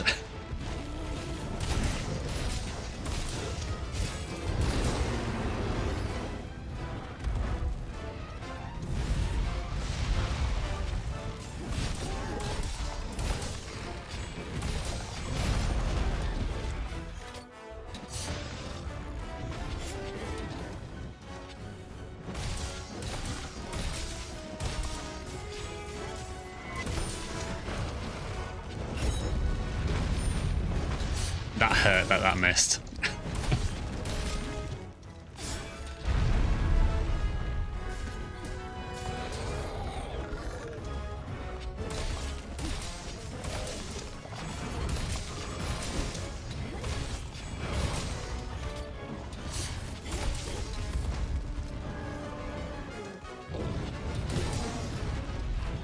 Yeah, I always really enjoyed this fight though. This quest's really, really good for farming Spirit Vein gems as well.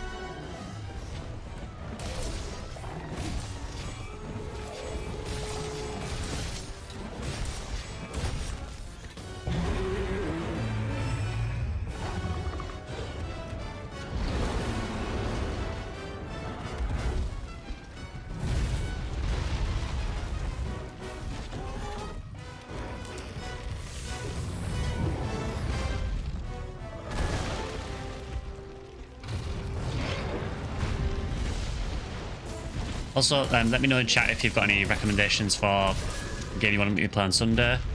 Obviously, it'll be a Fantasy Star stream, but if you want me to play more PSO or PSU or EP3, I know LJP will want me to play EP3. I will be doing episode 3 sometime within the next few weeks for sure, so even if it's not this weekend.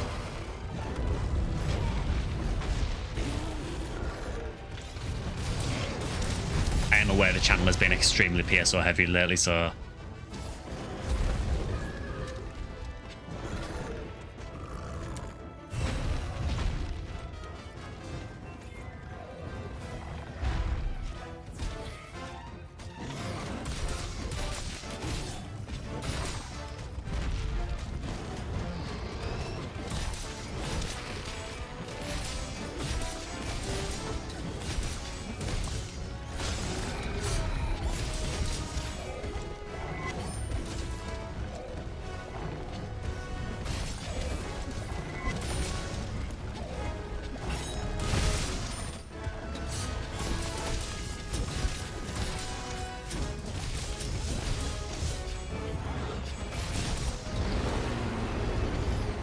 I roared a little bit earlier than I thought it was going to there.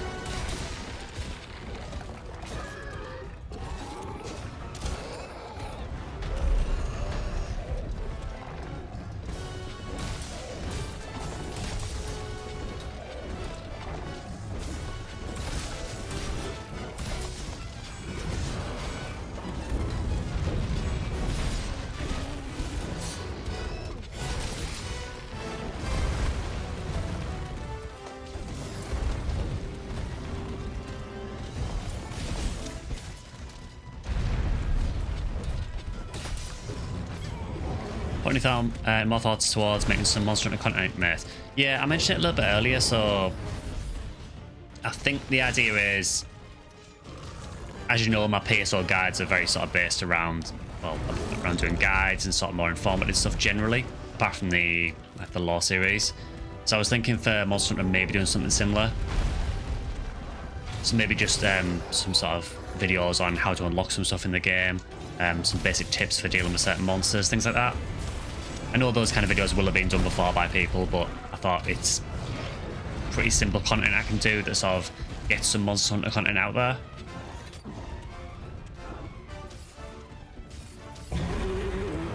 So I think probably some point within the next couple of weeks I'll probably have a Monster Hunter video out.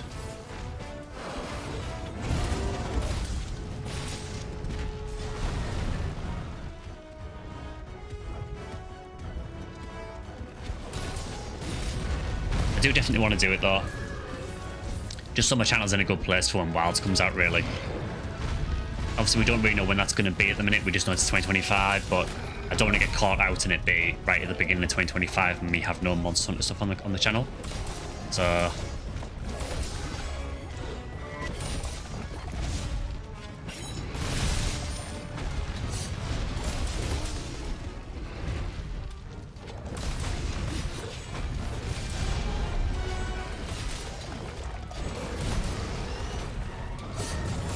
that was a really lucky flinch there.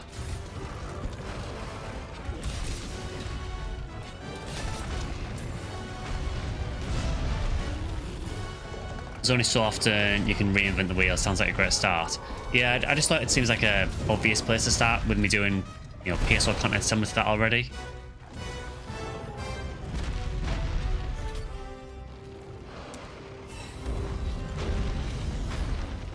Makes a lot of sense. Great idea to be ahead of the game. I mean, obviously, I know there's loads of YouTube channels that will cover Wilds when it releases, and I know a lot of them are very big channels, and yeah, they're going to get a lot of viewers, obviously. You know, realistically, if I was looking for someone to watch Wilds content on, I'm probably going to go to someone who's built their channel around Monster Hunter, because it makes sense. But yeah, it would be a good idea, though, to have some videos in place, just ready for when it does release.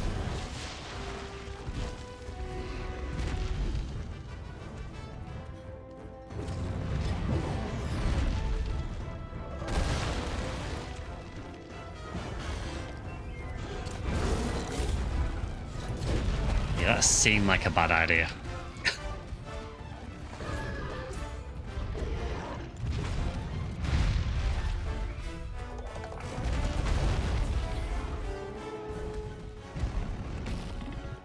Wonder if I can get another wall bang. I'm going for it. The answer to that is yes.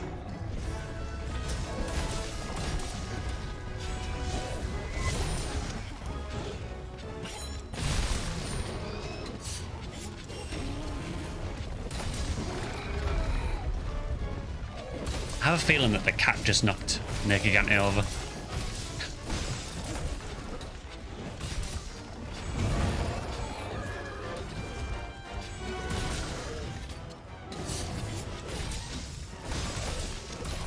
I mean, it does feel like there is a bit of a crossover between people who like PSO and people who like Monster Hunter anyway, so I know it's not going to be for everyone. Ultimately, there is only so much I can do on Phantasy Star as well. I mean, honestly, I am surprised I've got this many videos out of PSO. do still have some more PSO videos coming, so it's not like they're going to stop anytime soon, but you can only do so many videos on it. I suppose the advantage now is, because I am streaming more regularly now, even if I don't do PSO videos as often, we've still got the streams as well.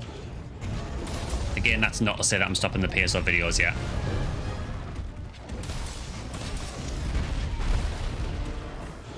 Selfishly, you have to look after number one. Yeah, it's a tough one because obviously it's a fine line between doing content that I want to do, that I find enjoyable to make, but also content that people want to see. More PSO videos. Yeah, there is still some more ideas I've got for PSO stuff, so don't worry, it's not going to stop anytime soon.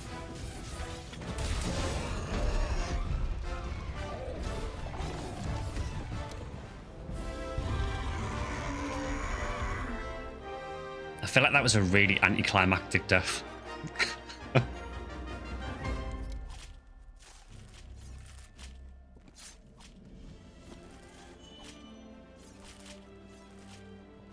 Yeah, I love that fight. So fun.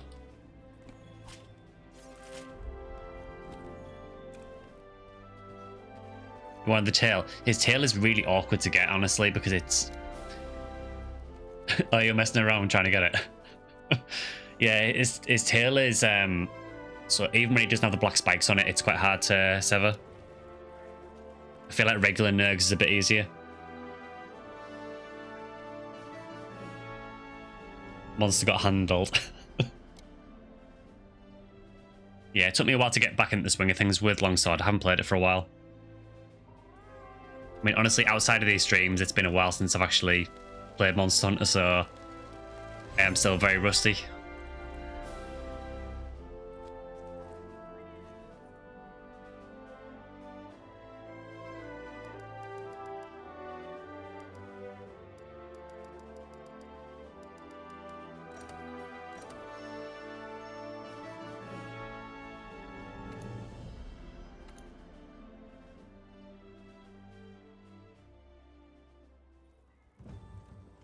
Yeah, obviously on the subject of videos as well, like even if I got to a point where I was running out of PSO ideas, it is a Fantasy Star channel, so there is plenty of other Fantasy Star games as well. I know obviously the PS0 video that I did actually did really well, so I think I probably will do some more PS0 stuff.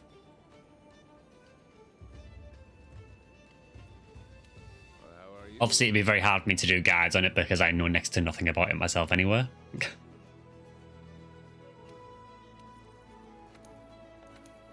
Yeah, I'm not sure on a sort of time frame for it yet, Kilniath, but I do kind of want to do more of it. I feel that because I'm covering a lot of Fantasy Star games anyway, it kind of makes sense that I cover that as well. I did consider doing some base PSO too, but I'm less convinced about doing that because honestly, I played it so much on the Japanese servers that I'm kind of burned out of PSO 2. So I just feel that the videos wouldn't be as fun to watch.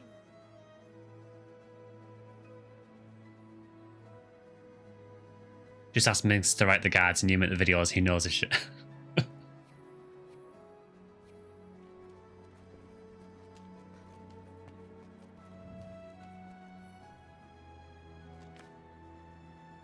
Half the fight you were doing the combo wrong.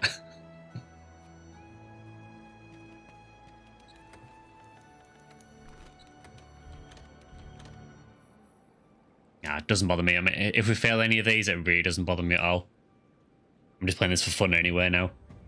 Literally, the only things I need to do in this is get some more crowns, and that's about it.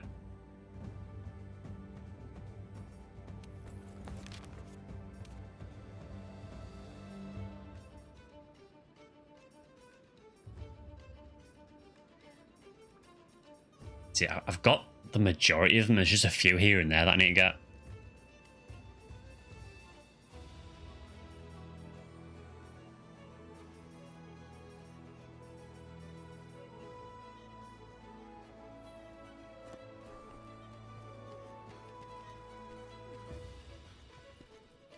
So yeah, maybe some PS0. I do want to do some more PSU videos as well. I said it before, but once Clementine have launched this new player experience on the public servers, I do want to do a video on that and maybe stream it as well. honestly, I do enjoy playing PSU as well anyway, so that's easy for me.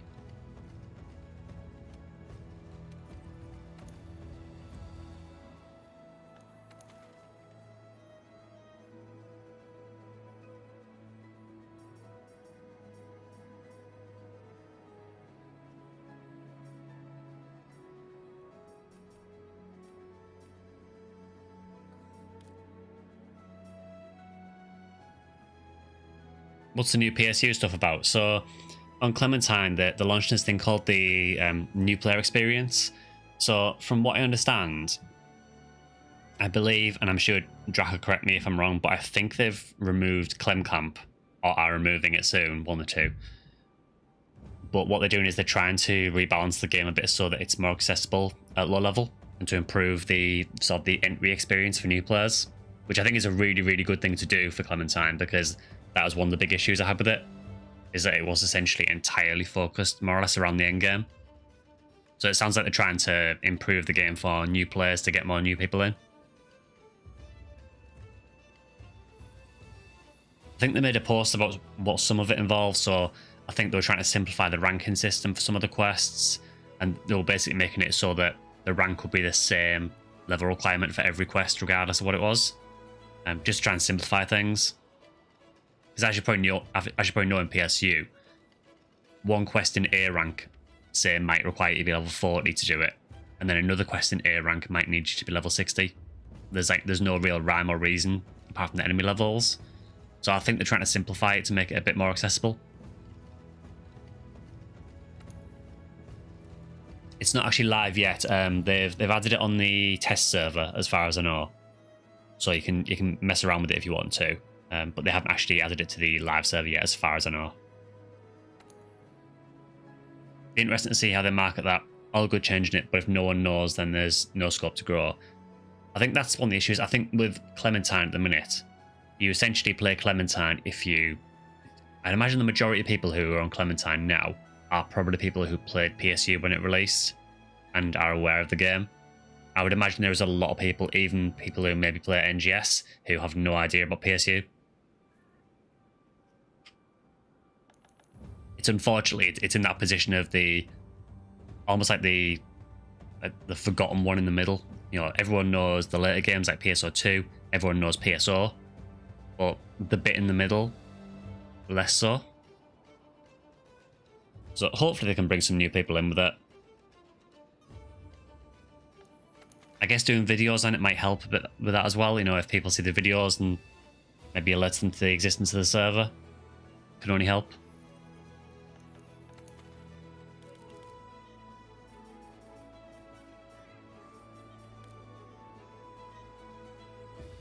It's just not really the sort of game new players will ever pick up. It's mostly retired veteran nostalgia warriors like you. Yeah, I agree. I think a lot of the people who play it at the moment are people who've played it before. You're thinking about playing PSU, but you're worried it won't be the same as PSO. It's not the same as PSO. It is a different experience to PSO, but it is a fun game, I find. There are elements of PSO that have carried over, and you can see where PSO2 and some of the later games like PSP2 as well got some of their ideas from PSU. So it's in this weird position really where it's kind of almost kind of riding the coattails of PSO, but is also innovating in its own area as well, and has brought in some things to the franchise that have then been carried forward. So for example, like first person, PSU was the first game to do first person.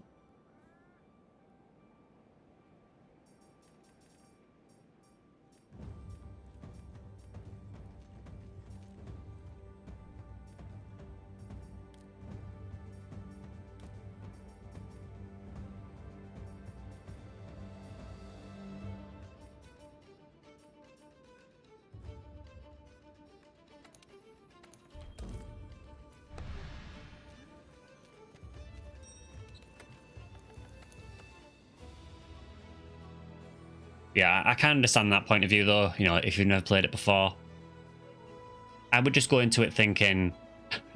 I'm scared. I would just go into it thinking that just try not to compare it too much to PSO. Try and think of it as something else.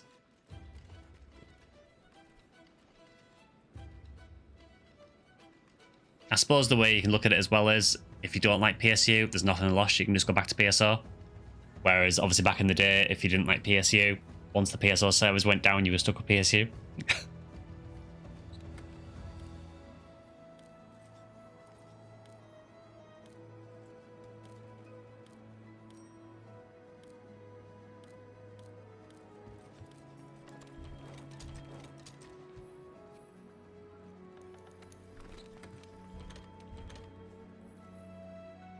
Also, if you try and PSU Clem for the first time, then avoid the Discord. Very toxic.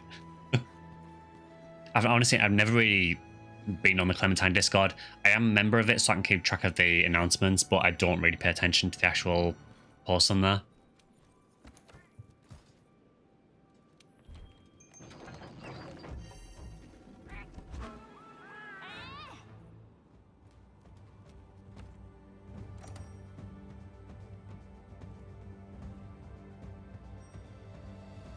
I'm basically doing Frostfang Barrioth here because I never do it, and I've kind of forgotten what the fight's like.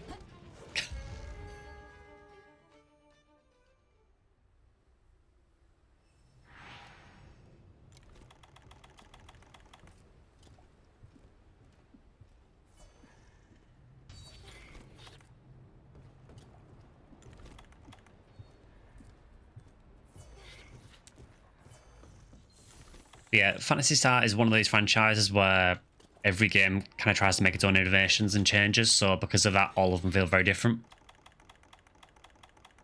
Which can be a good or a bad thing, depending on how you view it.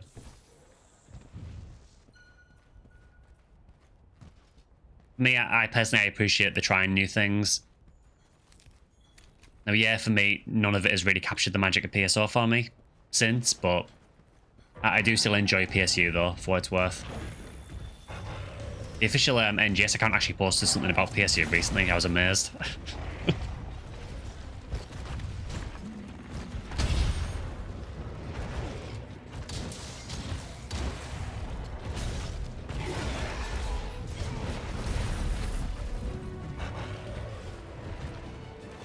So I have totally forgotten this guy's moveset.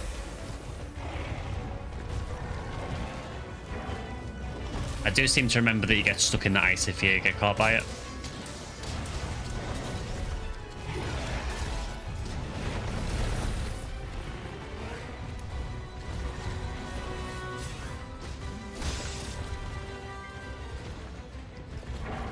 So have you noticed any bitrate loss in YouTube streams recently? I swear they have the quality when it starts as a VOD. The quality load when it starts as a VOD. I haven't noticed any issues with the bitrate, no.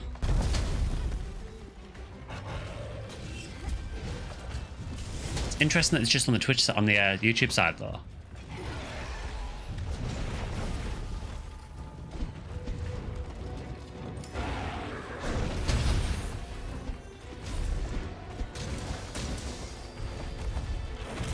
Oh yes, I remember this attack.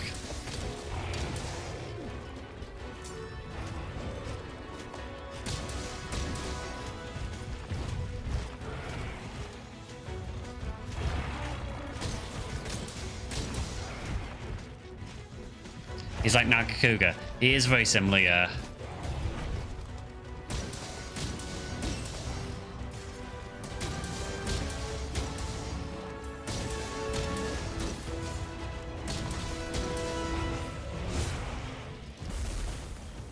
Yeah, it's playable. I haven't noticed it though. To be honest, I've never really watched the VODs that much after they've gone up though, so...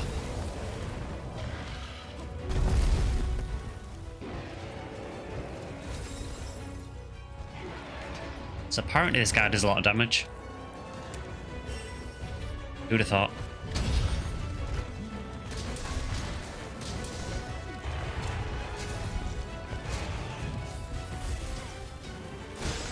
Ah yeah, that's the BS ice, I forgot about that. So I know that if you get hit by the ice on the floor, he does like a counter move. He'd break his arms when he's standing up, he falls. Yeah, I think he has the same kind of mechanic as regular Barrioth. But then he has a few new things as well.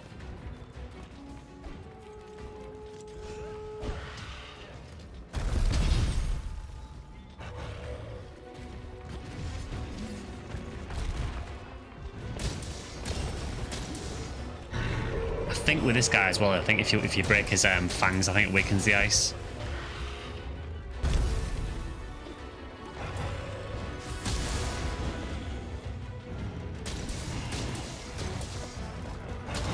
He's a really cool looking monster, yeah. I prefer this guy to regular Barrioth. His armor set looks really cool as well. I used it a bit earlier on with Longsword. The long hair that I had with that Longsword set, that was from this guy's armor set. So it's a really cool looking armor. Can you shave his beard?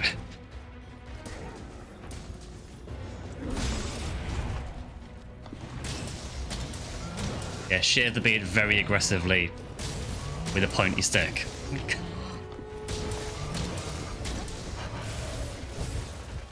Did we get one fang, possibly? Yeah, that's the counter. The ice on the floor is really annoying, actually, because it has almost no wind-up. I think I have broken a fang.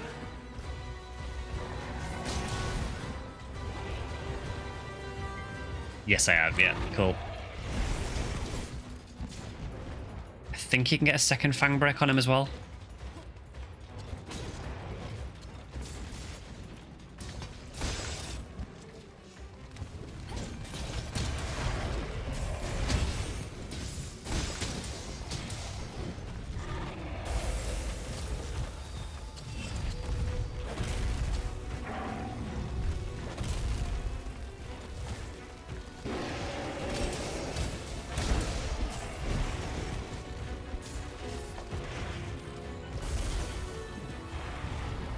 That's what I mean about the ice. It is kind of annoying.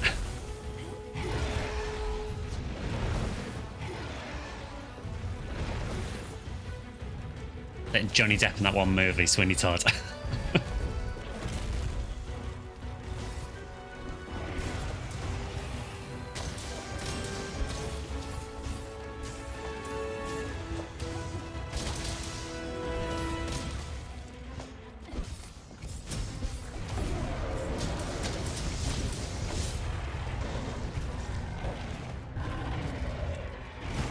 Sweeney Todd is one of a few musicals I enjoy. Yeah, I am not really into musicals. Just something that's never really appealed to me that much. But I could see Sweeney Todd being one of the more interesting ones, for sure.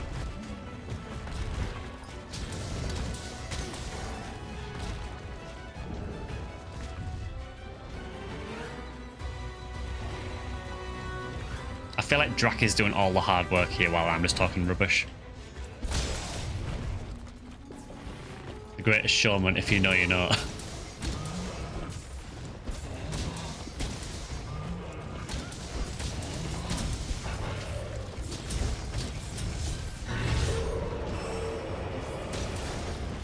I think I got the second fang there. Yep, cool. So that should weaken the ice a bit. Unfortunately, he can still do this one. Which, unfortunately, is the most annoying one. That's what you and Drac always do. Thanks for that.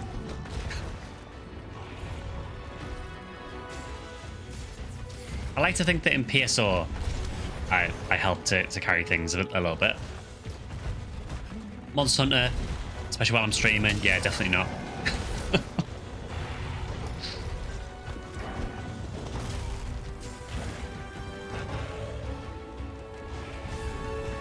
I kind of feel that if we do Fatalis or Alatreon on stream, half the stream is going to be me carting by looking at chat. With PSO, you contribute by lowering drop rates. Again, not wrong. I don't really know how it works, but it seems to be the case.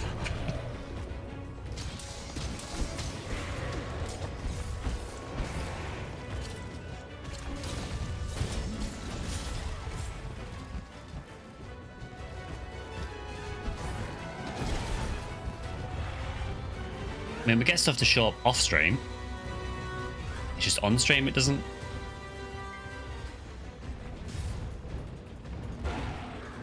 You get lower drop rate when you aren't actually looking for the item. Yeah, so the way it works for me normally is if I'm not looking for something, it'll happen. So at the minute I am hunting red slimes for a lavis cannon. And I keep getting mill lilies. I have had a couple of red slimes, but yeah, I've had more mill lilies.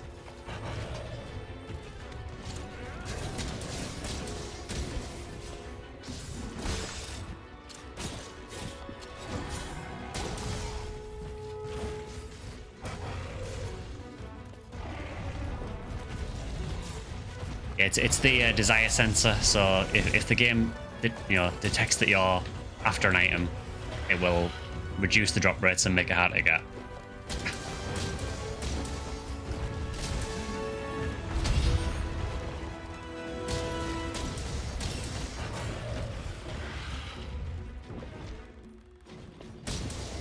Yeah, so that ice attack there has been pretty much, well, almost non-existent now. I wish it affected the ice that he does on the floor, because that's the most annoying part.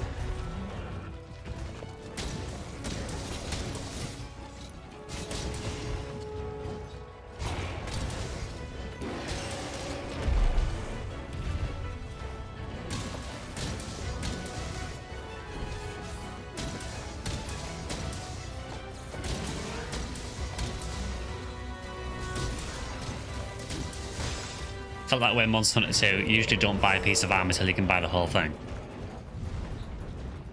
Yeah, I like to take the whole set if I can. Unless it's a set where you've got one standout piece. So in Iceborne, for example, I'm thinking of the Yangaruga set when that released. The leg piece for the Yangaruga set was really, really strong at the time. But the rest of the arm wasn't really worth using, so I think for that I did just get the legs.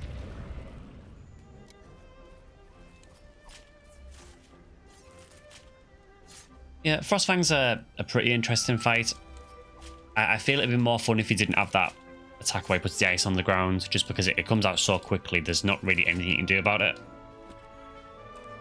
I want to say if you're using longsword, maybe you could counter it, but...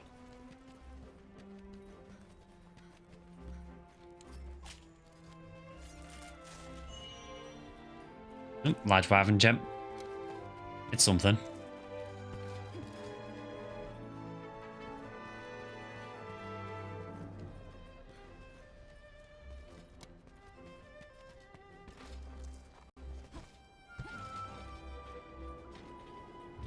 You got 4 mounts in that fight.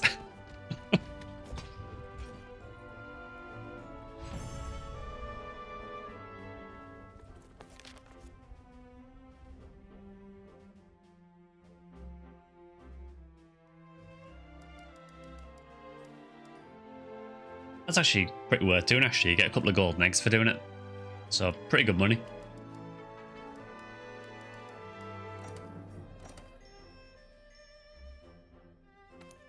He's not a particularly hard monster as well. It's just he's got 1 or 2 annoying attacks.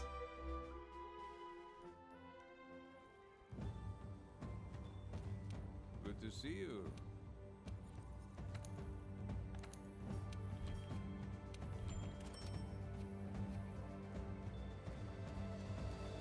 Doesn't count 4 because one of them you got knocked off. To be honest though, 4 is ridiculous because I find normally after you've mounted the monster about twice, it gets really, really difficult to do. Because the threshold to get them out goes up through the roof.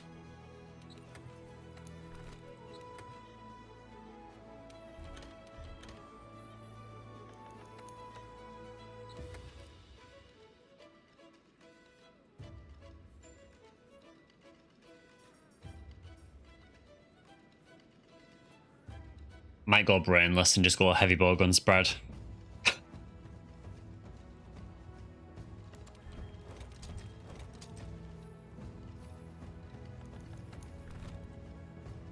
Hi, LJP.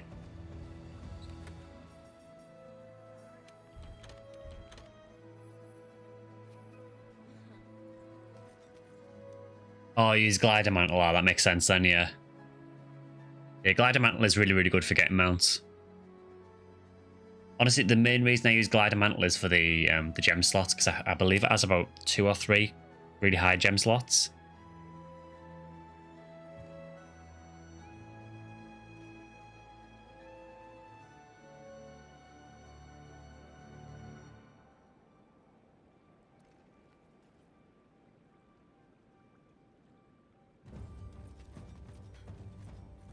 Gems are really nice.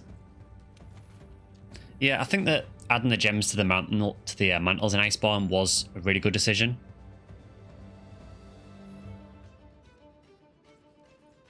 With temporal, you always have a mantle on. The cooldowns match up. Oh, cool. Yeah, because I think the cooldown on glide is quite short as well, isn't it? I say I tend to not use mantles that often unless it's something really, really difficult.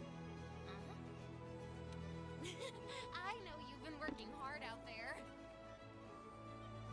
You know, things like Fatalis, you know, damn right I'm using mantles.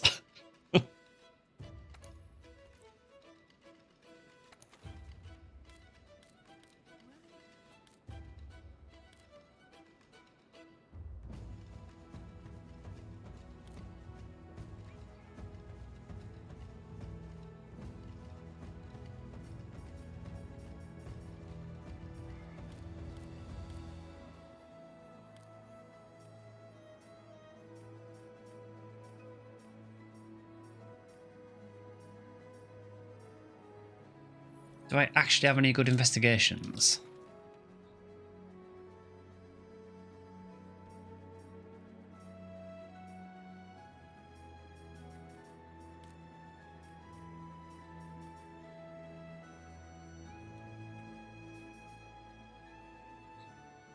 The one behind the counter has a look that says, "Who the jeebus is this person?" A slight look of worry and confusion.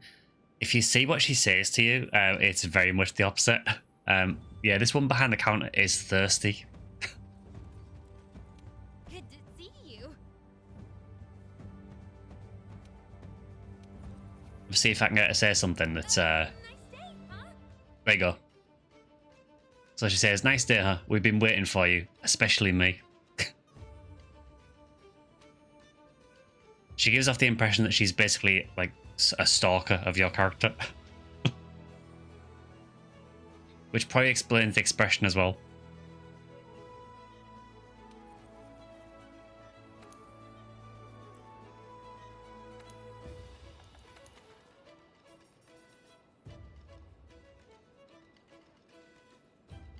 Let's do, yeah, we can do Volcana. Why not?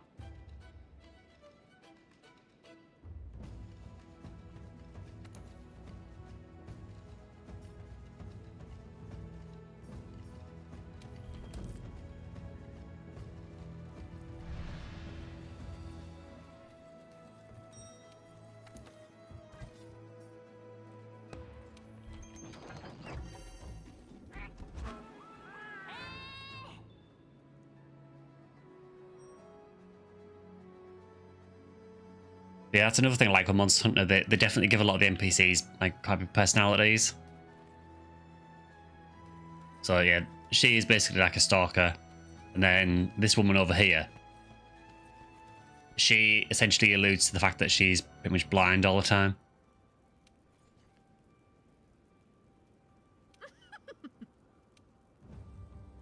Just want to see if she says anything that hints that. She normally says things about her glasses not working or things like that.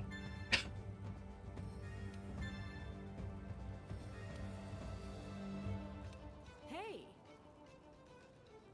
There you go. How are you, Hunter? That is you, isn't it? All I see is a blur with a rather large protrusion.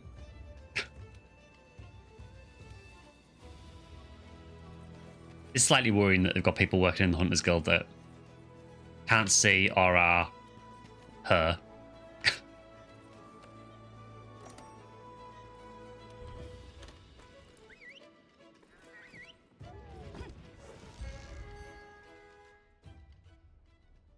But yeah, it's one of the things I've always liked with this game. Well, with most of the Monster Hunters, really. It's just that they have tons of personality.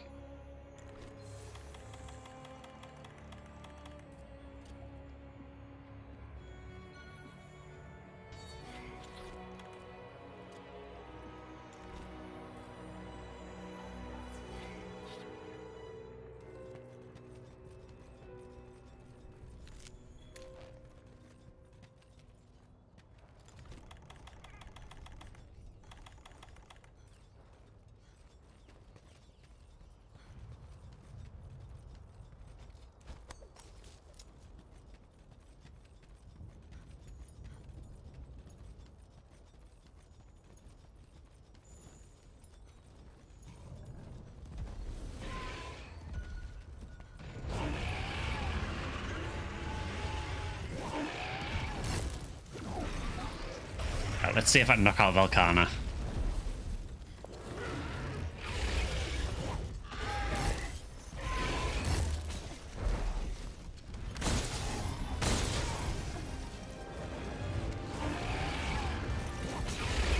Yeah, so LGP, so this is heavy bow gun, so this is like the other type of bow gun you can use.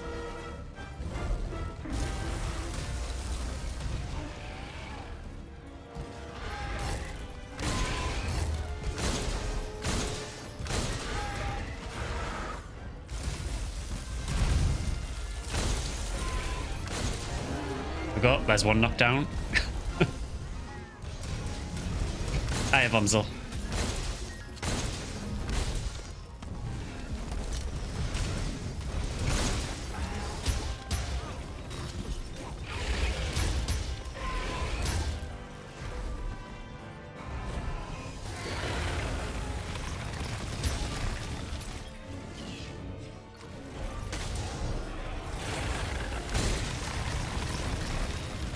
If my wife walked in while your character is crawling through a tunnel, I would have some serious explaining to do.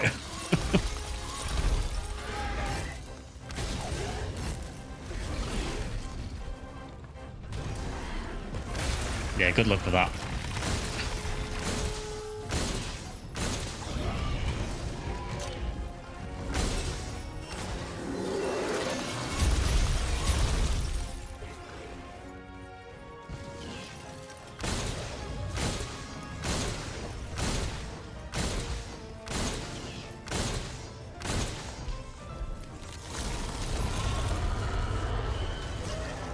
Meowlatov is an excellent pun. This game is absolutely packed with cat puns.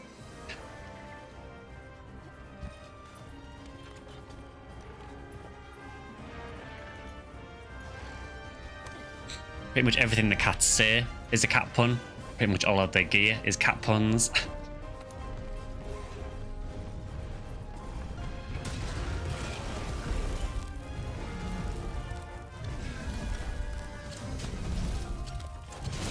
I'm going to use this because it just looks brutal.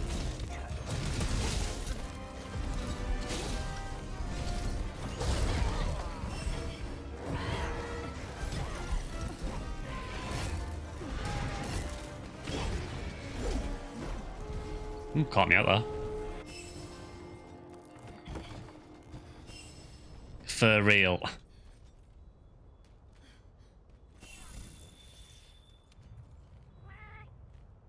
I mean, there you go. I feel like I improved a lot today.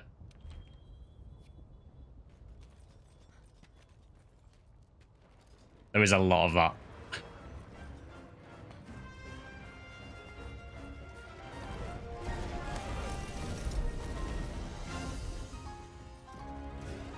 That surprised me that Velkhana aggroed me when I was more or less in camp.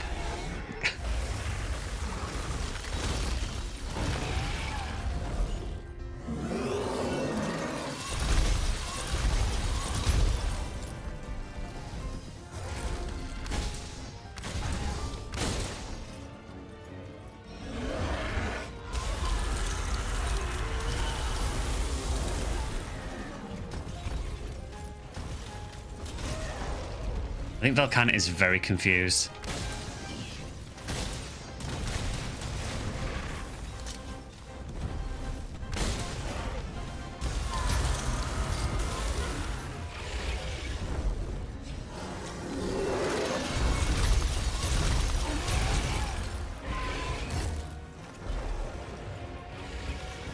Yeah, LGP, you can probably notice that like this weapon is a lot slower than the other bowgun. You basically sacrifice a lot of your mobility for a lot of damage.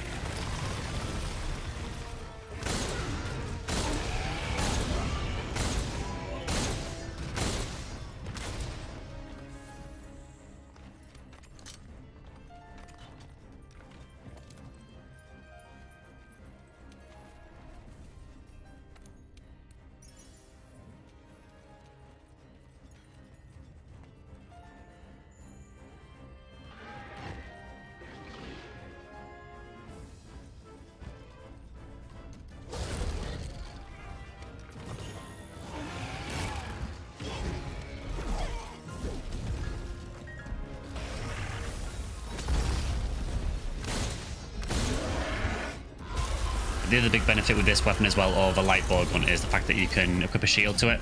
So if I stand still and take a hit, I'll shield it. Whereas light bowgun's more about avoiding the attacks instead.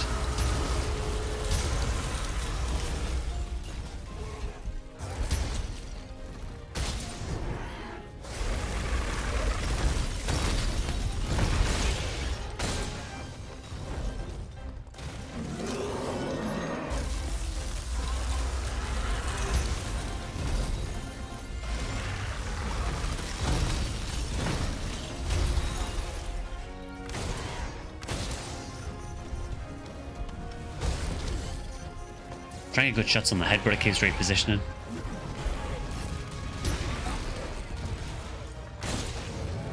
Ah, there we go. There's another knockdown.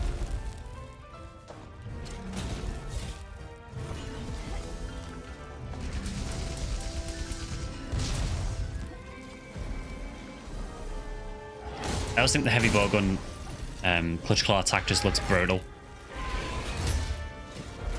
You essentially just point the gun at the side of its head and just go full auto.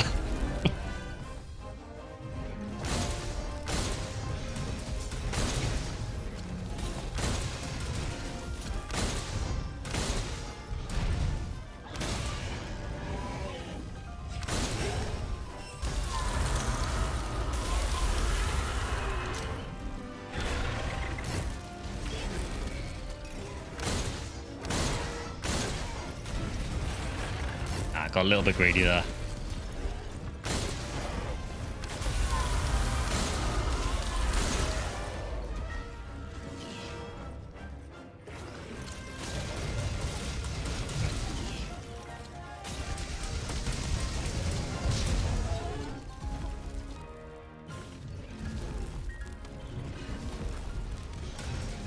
I mean, I almost feel sorry for Velkana with it being knocked down this much. Almost.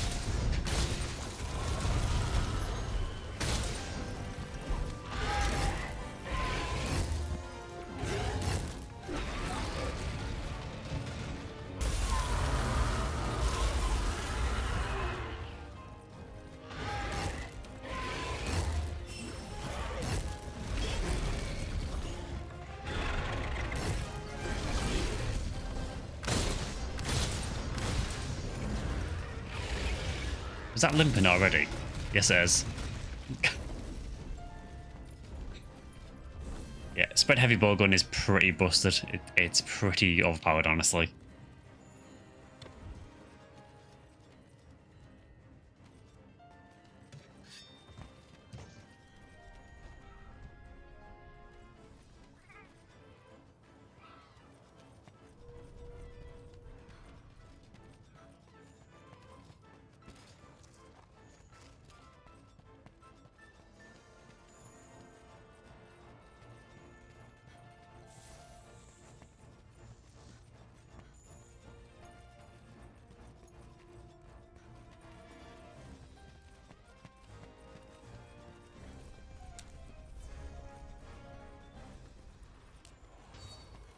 Would have probably been faster to just fly to the eastern camp link.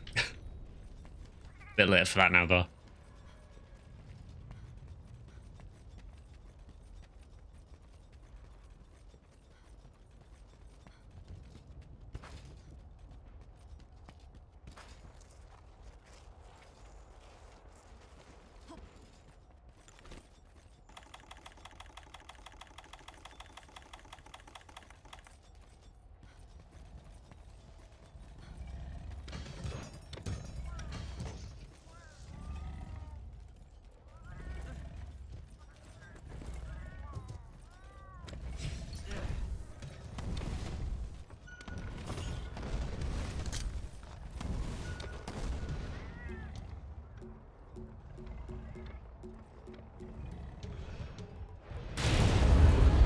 Yeah, that's a hell of a wake up.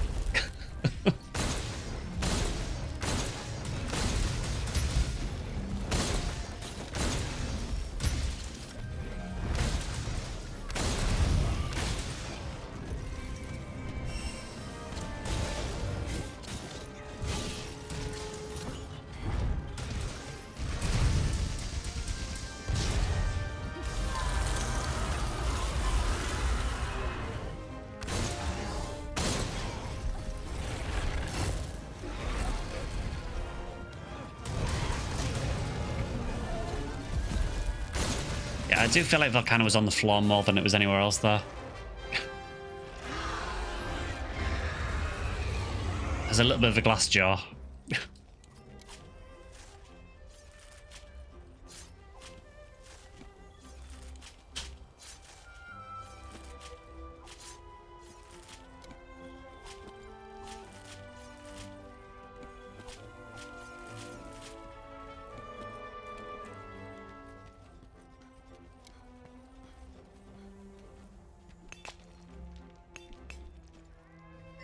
Yeah, Dub City again.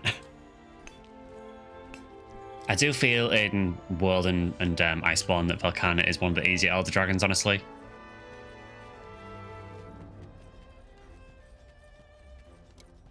Arch-Tempered Volcana is not included in that because Arch-Tempered is really hard.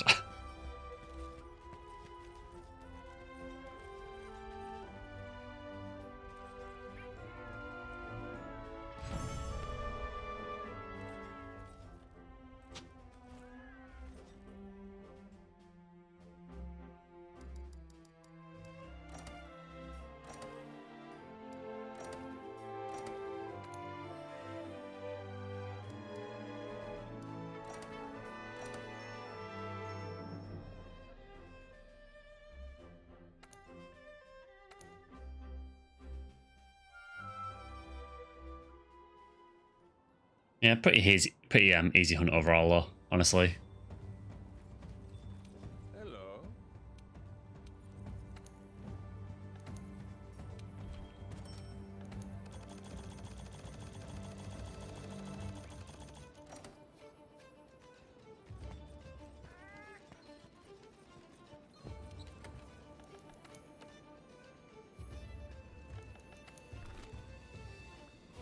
Music hits every time you finish the mission. How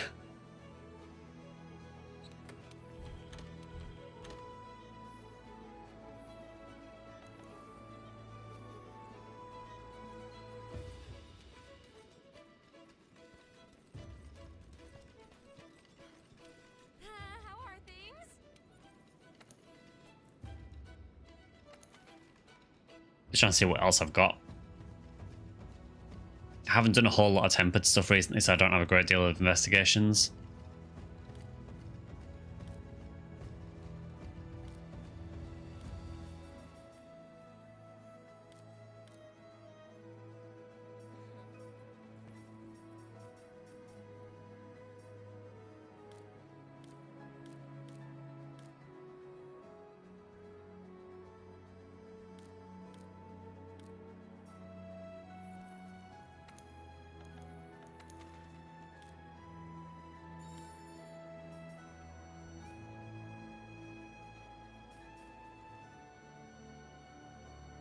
Yeah, let's do a very angry monkey. That sounds good. It's kind of, what have you hunted so far today? So mainly today we've done, let me think, done Tempered Velkhana, Tempered Teostra, Frostfang Barioth, a couple of others as well. I've started an investigation track. Oh, fair enough.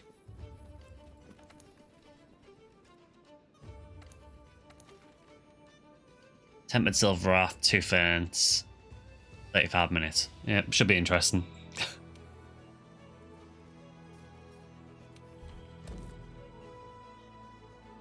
I think I'll use Insect Glaive for this, because I don't trust myself on Tempered Silverath.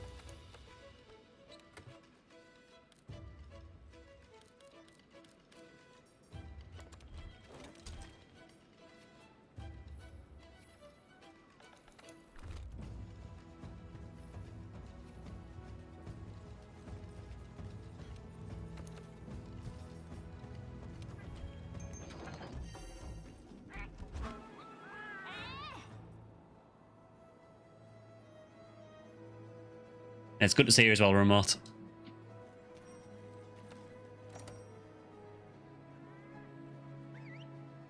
Yeah, this should be fun. Silverath loss is quite nasty, and when it's tempered, it's going to be even worse. And I've not fought him in Iceborne for ages. Just get my excuses out early.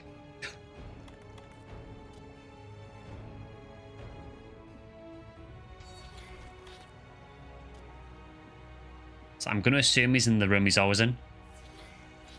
Because it seems like he just goes to this one room and doesn't leave.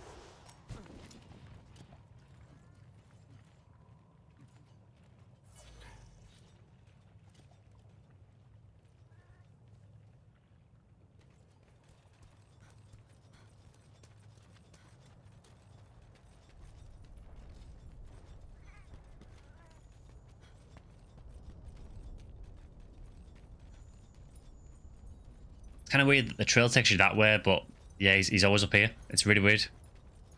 I guess it takes you to a track maybe for him, but it's kind of odd that there's tracks there because he doesn't really leave this top room. Good to see you too. Would join, but you're at university the majority of the Wednesday stream, sadly. Ah, no worries, dude.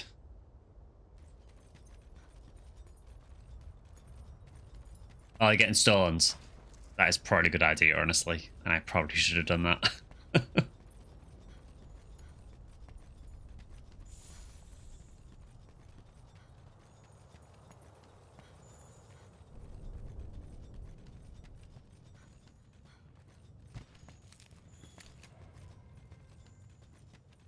Actually a very angry map this. We've got Tempered Silverath, and then we've got Rajang and Stygian Zinogre. Yeah, for some reason there's no slinger pickups in his nest at all, so the only way you can get slinger pickups is to knock them off him.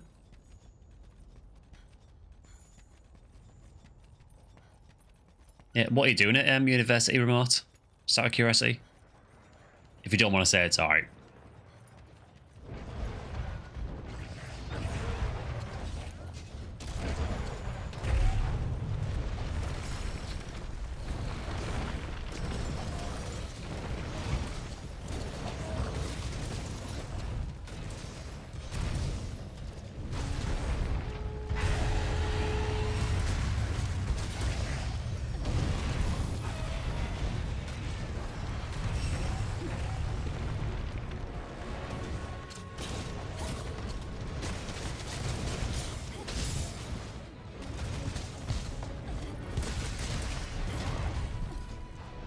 Accounting and finance has its ups and downs. Oh, cool. I hope it goes well.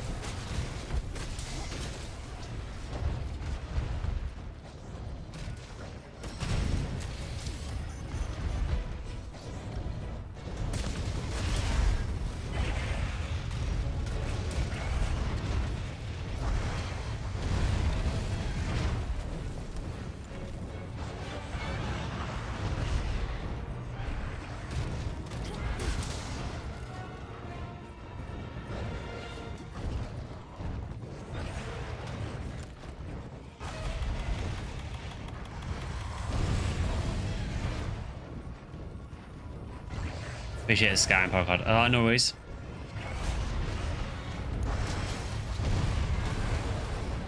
Yeah, I think university is quite often a mixed bag for people. I think it's certainly not an experience that's for everyone. Some people love it, some people really don't like it. I think a lot of it depends on what kind of person you are as well. Some people just don't really like the sort of the structure of university and prefer something that's, I don't know, I guess a bit more open.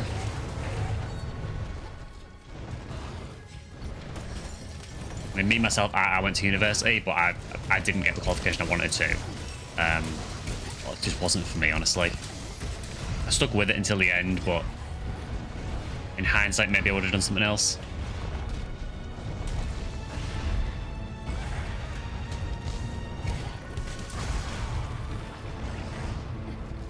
I will say as well that I certainly don't agree with people that say that university is the be-all end-all as well. I think that it's perfectly possible to get a career that you want without university as well. Obviously, again, that does depend on the field you want to go into, obviously. You know, obviously for things like accounting and finance, yeah.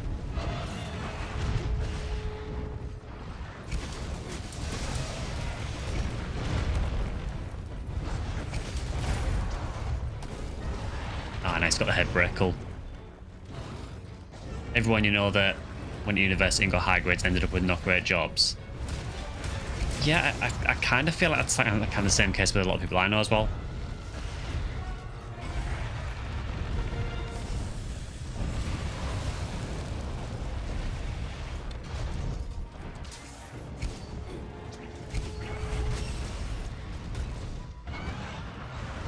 couldn't go to uni because at school you're a problem child thanks to undiagnosed ADHD and autism. Oh, sorry to hear that, dude.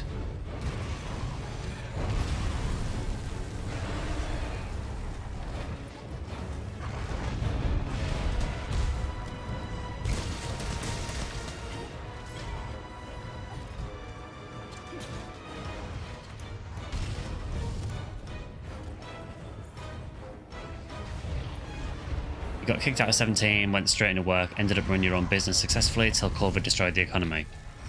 Yeah, I think unfortunately with things like COVID, it was just something that no one could have seen coming. Including the UK government, apparently.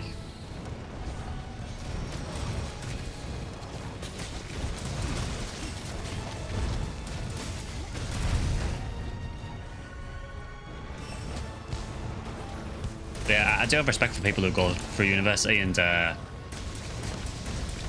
you know, go through it and get qualifications, you know, because it is a hell of a lot of work. Yeah, I would always say that there is always other options as well. If you do find that university isn't a thing for you, depending on what you want to go into, there is other options potentially. So for myself, I went down the apprenticeship route instead. So that's how I got into. I currently work in the NHS basically. I'm not streaming.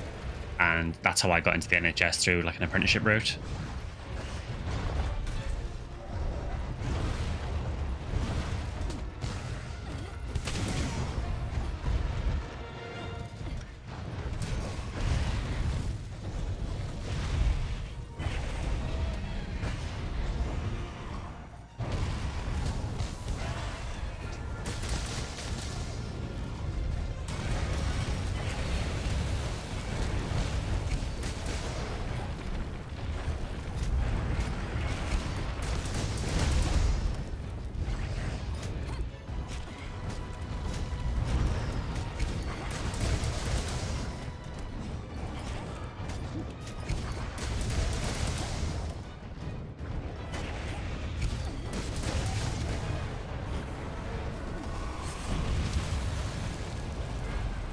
I don't know what happened there. Finished the mount, didn't get the option to do the mount finish, and then it just ended.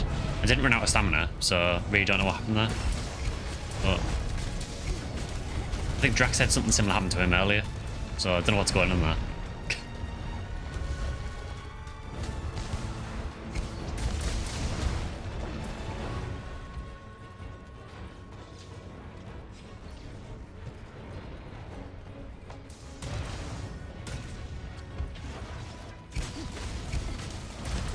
Main thing is it's not what you know, it's who you know. 90% of your business getting work was networking and referrals. Yeah, I totally agree. Me myself, I just got kind of lucky. I mean, after uni, I basically could not get a job, and I was on the dole for like 3 years, I think it was. And I just happened to stumble across this apprenticeship in the NHS, and then since then I've been in the NHS for about 14 years. So sometimes it works out.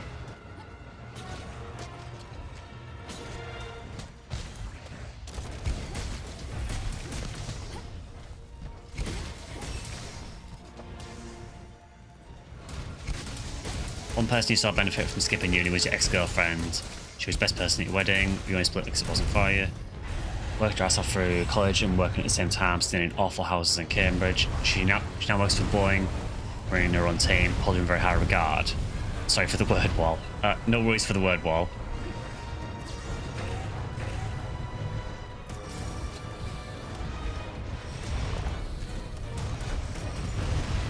Yeah, I mean, for some people with uni, it's going to work out, and you're going to make the best of it.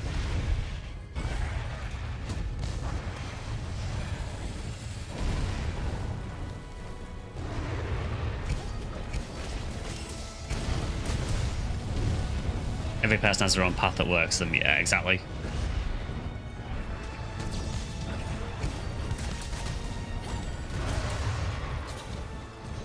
I mean, I'll say that even when I started in the NHS, it wasn't really doing something I wanted to do. It was just because I needed a job at the time. But then I've sort of progressed through a few different jobs, and now I'm doing something I actually don't mind. So it's worked out in the end.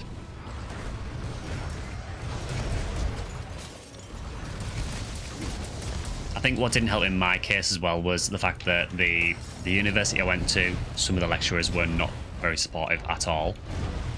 And when I left university, it was right as the financial crash happened in about 2007, 2008.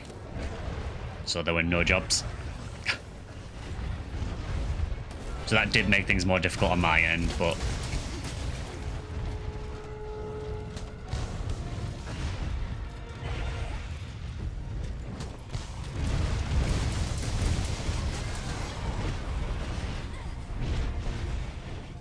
I felt so cool there for about 2 seconds until I got knocked off.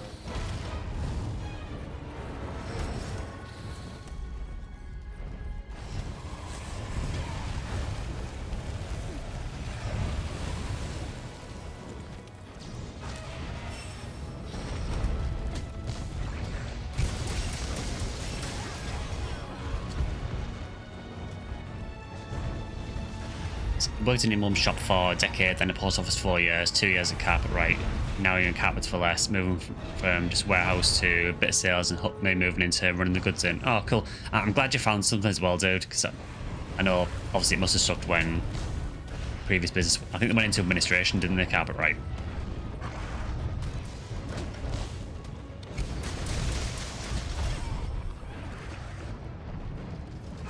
Yeah, I'm glad you found something though.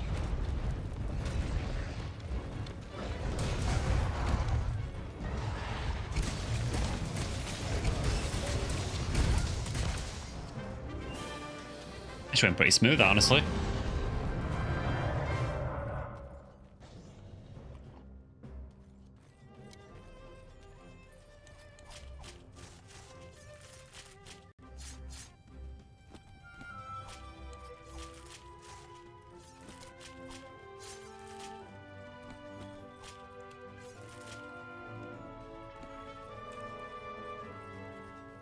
Yeah, I think for me, the issue with the lecturers was that a lot of the lecturers on the course I was in, they were basically ex-industry.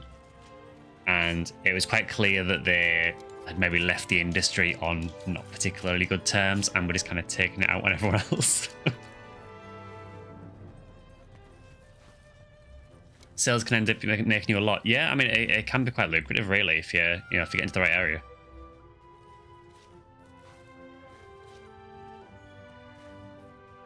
That's it. I mean, it's all about the transferable skills as well, isn't it? So anything you get there, you can take somewhere else as well.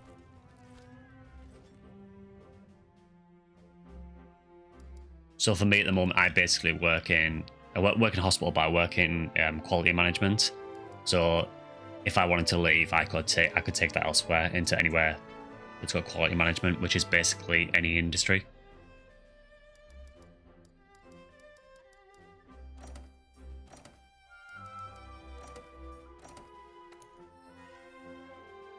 As much as I would love to be doing this full time, it's not happening yet.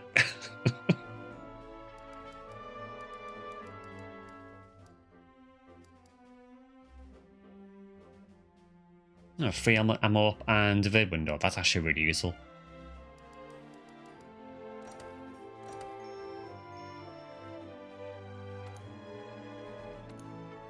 A minimum wage. After 3 months probation, you'll earn 2% commission on your sales. Yeah, I think with with jobs like that, I think quite often commission is a part of it.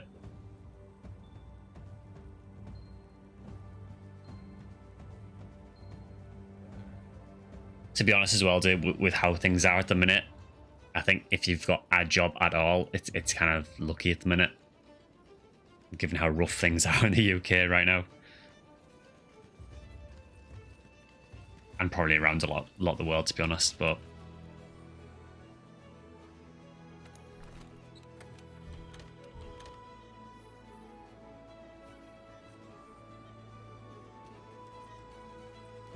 so I think maybe got time for maybe one more hunt or so.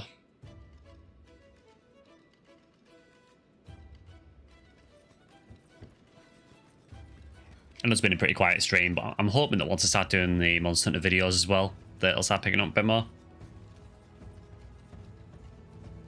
I don't know if you've got any investigations, Drac, you want to do for our last one.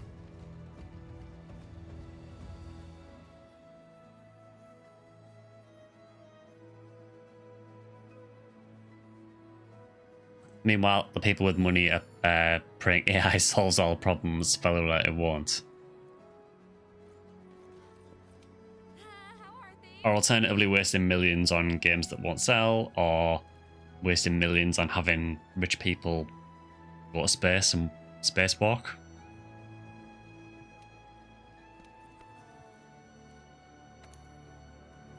AI offers the most immoral solutions that work somehow. I mean, yeah, my view, without getting too into it, I think I can see where AI can be a massive help, but I can also see where AI can be a huge problem. And I just feel like we need to be very careful where we use it. And particularly with how the AI models are built, I think we need to be very careful about how they're built and what information you actually get. Personally. I've done a capture investigation. Okay, I will try and remember to capture. Oh, Stygian's an ogre. Okay, this could be interesting because most of my armor has terrible dragon resist. Cannot remember where he spawns in here. I want to say it's towards the east, but I could be wrong.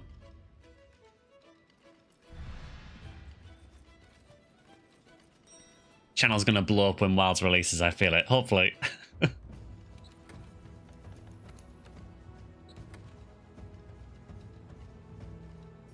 Do I have a build that is not minus 20 dragon resist? Because that would be helpful.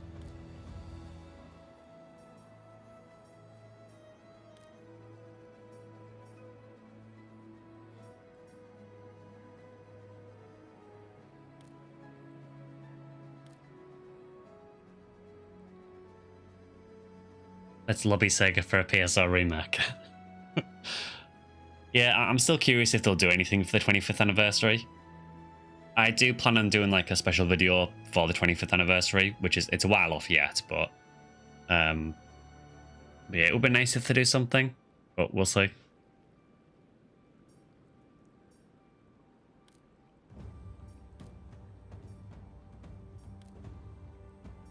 Okay, pretty much all my builds have like minus 20 dragon resist, and it's because pretty much all my builds use the Fatalis armor, which has terrible dragon resist. Not to pigeonhole you further, but would be fun. Yeah, I mean, if they did release a PSR remake, I would imagine that I'd probably do fairly well from it.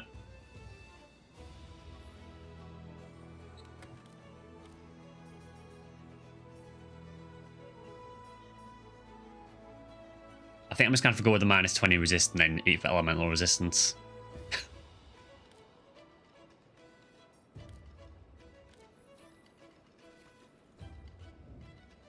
This guy's going to ride the new release wave.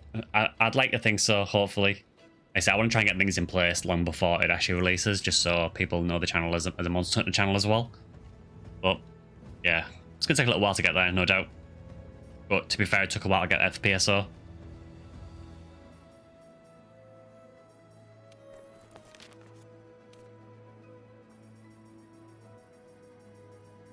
What is this suit even weak to? Because I cannot remember.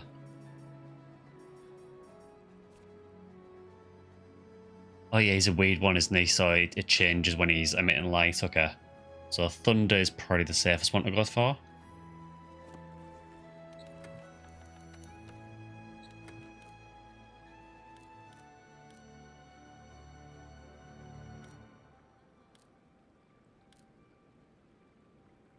I will be there in a minute, Drac. Actually, my Crit Draw Greatsword build's only got minus 4 dragon resist.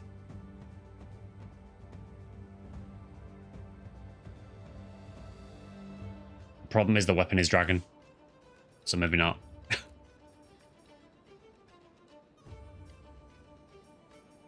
I really do need to make some more builds that do not rely entirely on Fatalis armor. Let's go with that.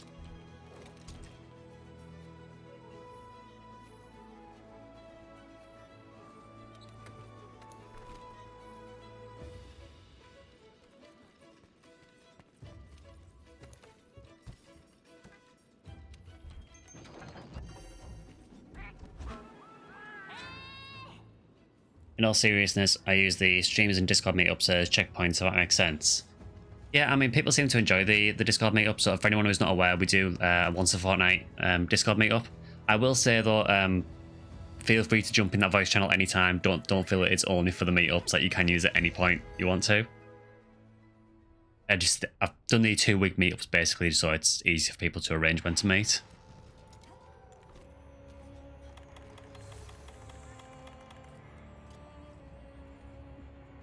Yeah, I'm also glad that people are using the streams and the videos to find new people to chat to.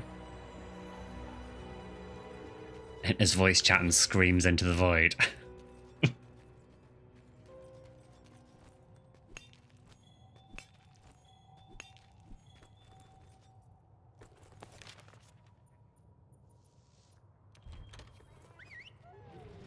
And there is the Discord link, if anyone needs it.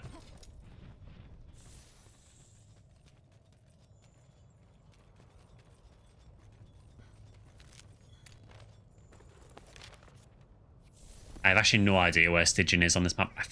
I want to say he spawns near the east, usually. I think I might have seen him, actually. Yeah, he's over there. This guy is one of my favourite monsters by far. I know Zinogre is like the most popular monster in Monster Hunter, but I kind of prefer Stygian.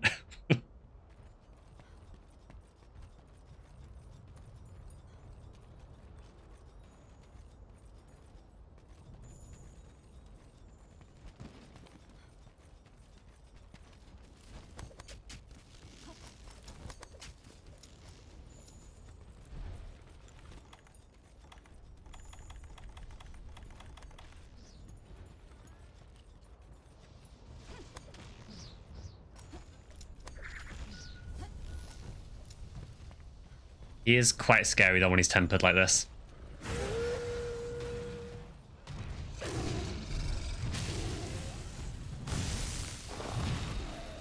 I also cannot remember his moveset at all. It's been so long since I fought him. So this may go horribly.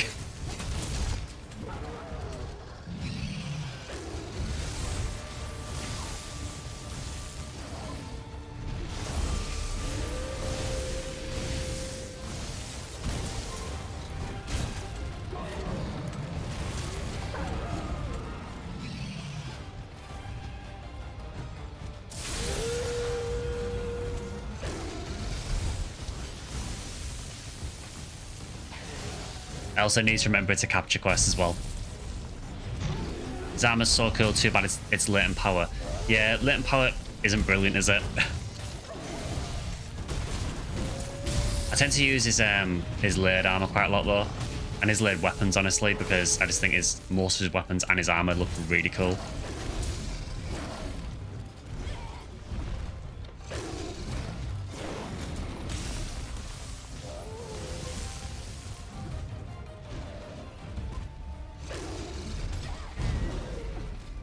He just intercepted that mount attempt immediately.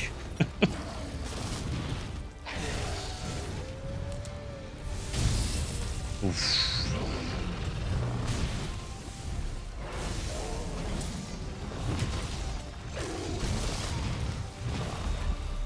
Don't scoot your internet has decided to crap out. Oh, no worries, dude. Thanks for dropping by as well. I hope your internet comes back soon.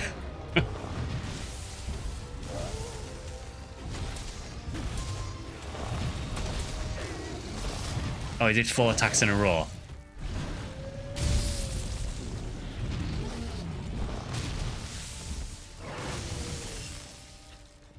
He is very, very angry at the minute. Thanks, dude.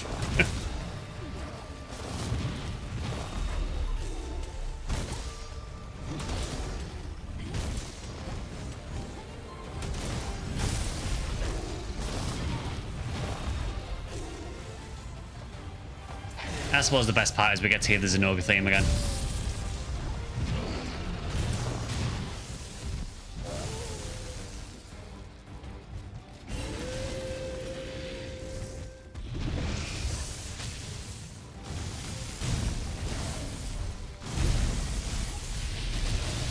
Yeah, that attack is fairly terrifying.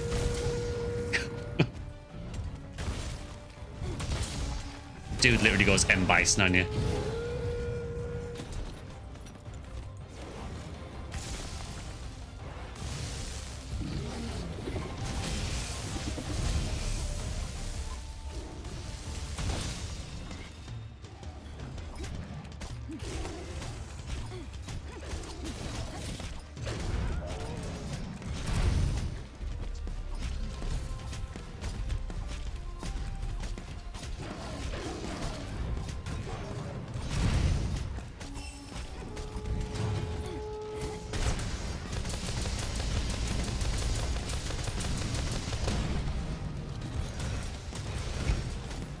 Okay, we'll just extend the mount then. He got paralyzed while he was mounted.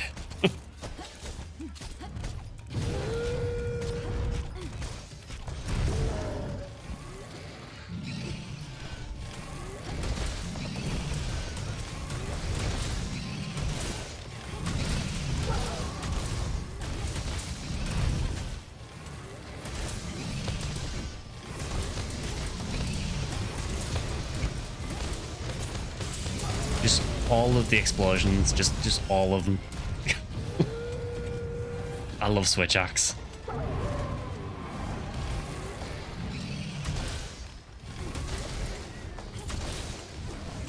Again, do need to remember this is a capture quest.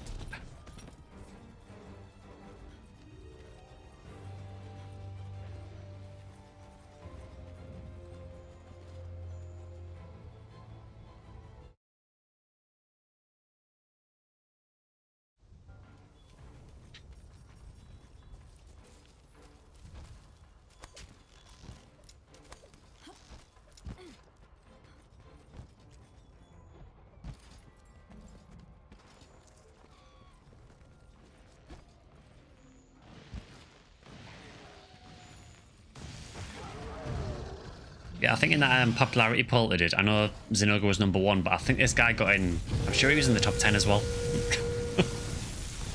Just shows like how popular this monster is. I have no doubt he'll probably be in Wilds as well because I just can't see him not being in. I don't mean staging, I just mean Zinogre in general.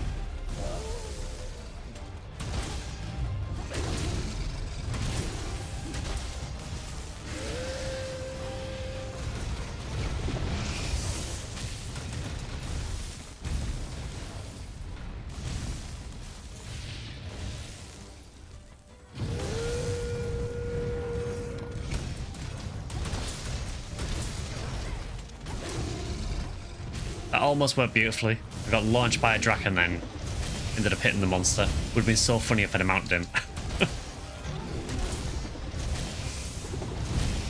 The downside with hammer and switch axe, it's really easy to launch other players.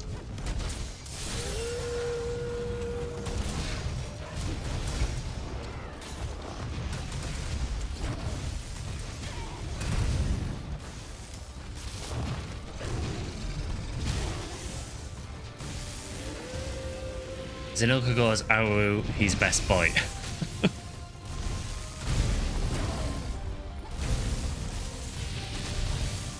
Yeah, quite glad that didn't hit. He's doing Aru quite a lot, to be fair.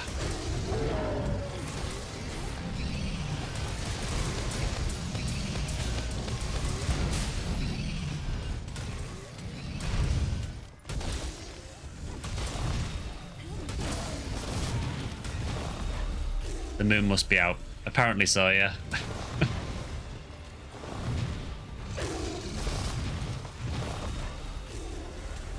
I think the reason I like this guy is because although he obviously shares a lot of things with Zinogre, he has enough of his own stuff to make him a very different fight.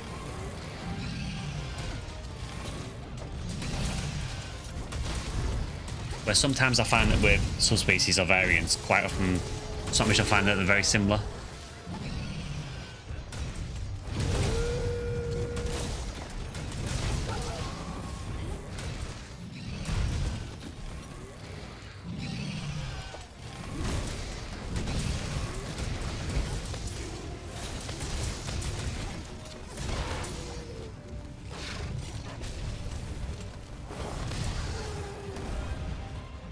I swear that backflip tail slam that he does, Zinogre does it as well, and it catches me out every single time, without fail.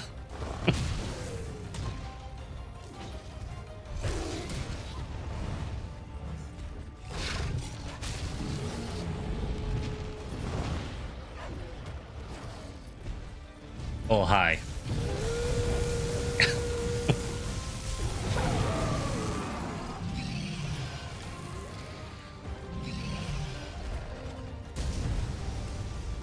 Do these two actually have a turf war, or are they just going to attack each other?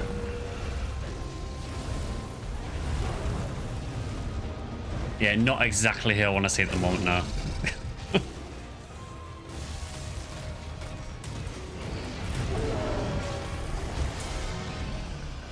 Yeah, not only is it Pickle, it's the very angry Pickle.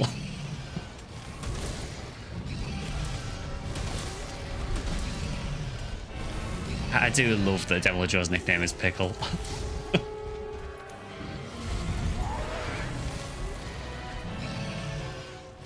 Yeah, Zinogre is not having a good day. At all.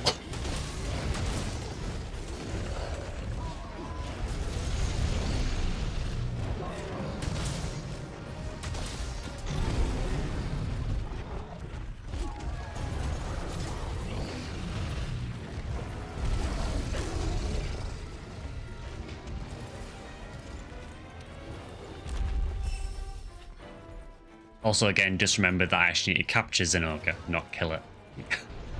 Which could be interesting with Zinogre, with Devil Joe around. Oh, hi. Oh, just to make things better, we've got Glavenus as well. Yeah, just all come here, why not?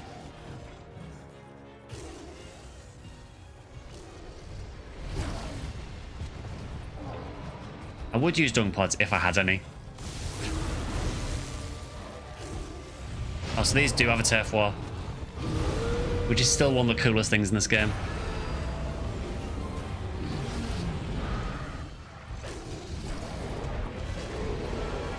Devil Joe is just like, no, we're not having that. This has quickly descended into absolute hell.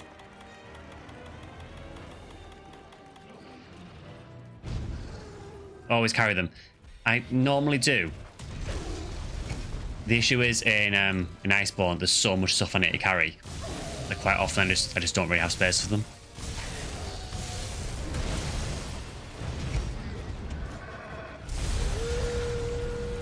Yeah, this is going to be awkward because Devil Joe's probably going to follow us for the remainder of the quest now, I think. He says while descending into literal hell.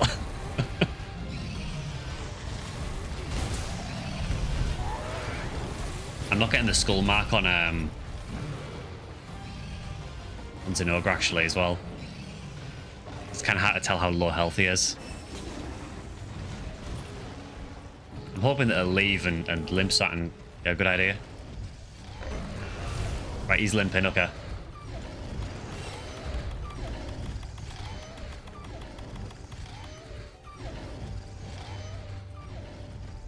Just kill the Devil Joe, simple. Please don't turf war. Might just try and cap him here, actually.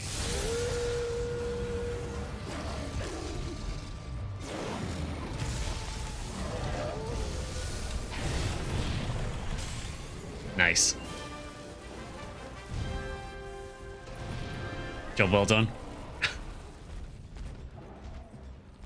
You can go now, Pickle.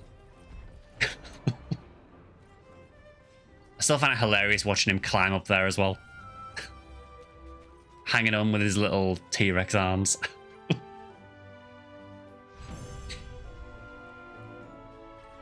Hi, Chenton.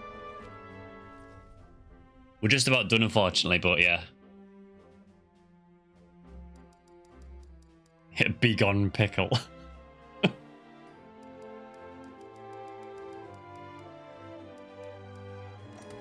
Yeah, I like Stygian Zinogre. I do actually like Savage Devil Joe as well. It's a really, really cool fight in this.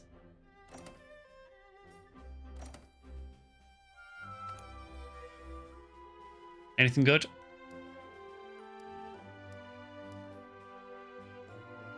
Bombardier Handicraft. That could have used for Gunlance.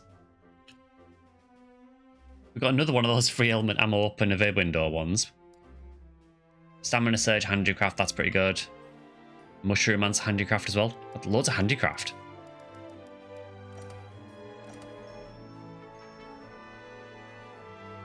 And that was the smallest Stygians and Ogre. Wasn't small enough for a crown though.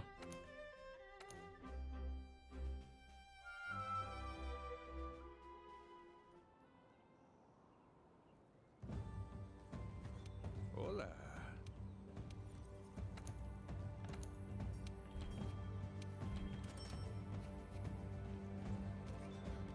Why didn't they make the end screenshot a video and say massive missed opportunity? Maybe they're saving that for Wilds.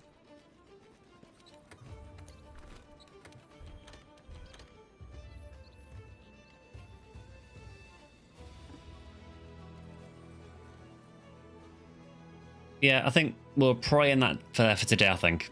So on Sunday, as I said, there'll be a PSO video.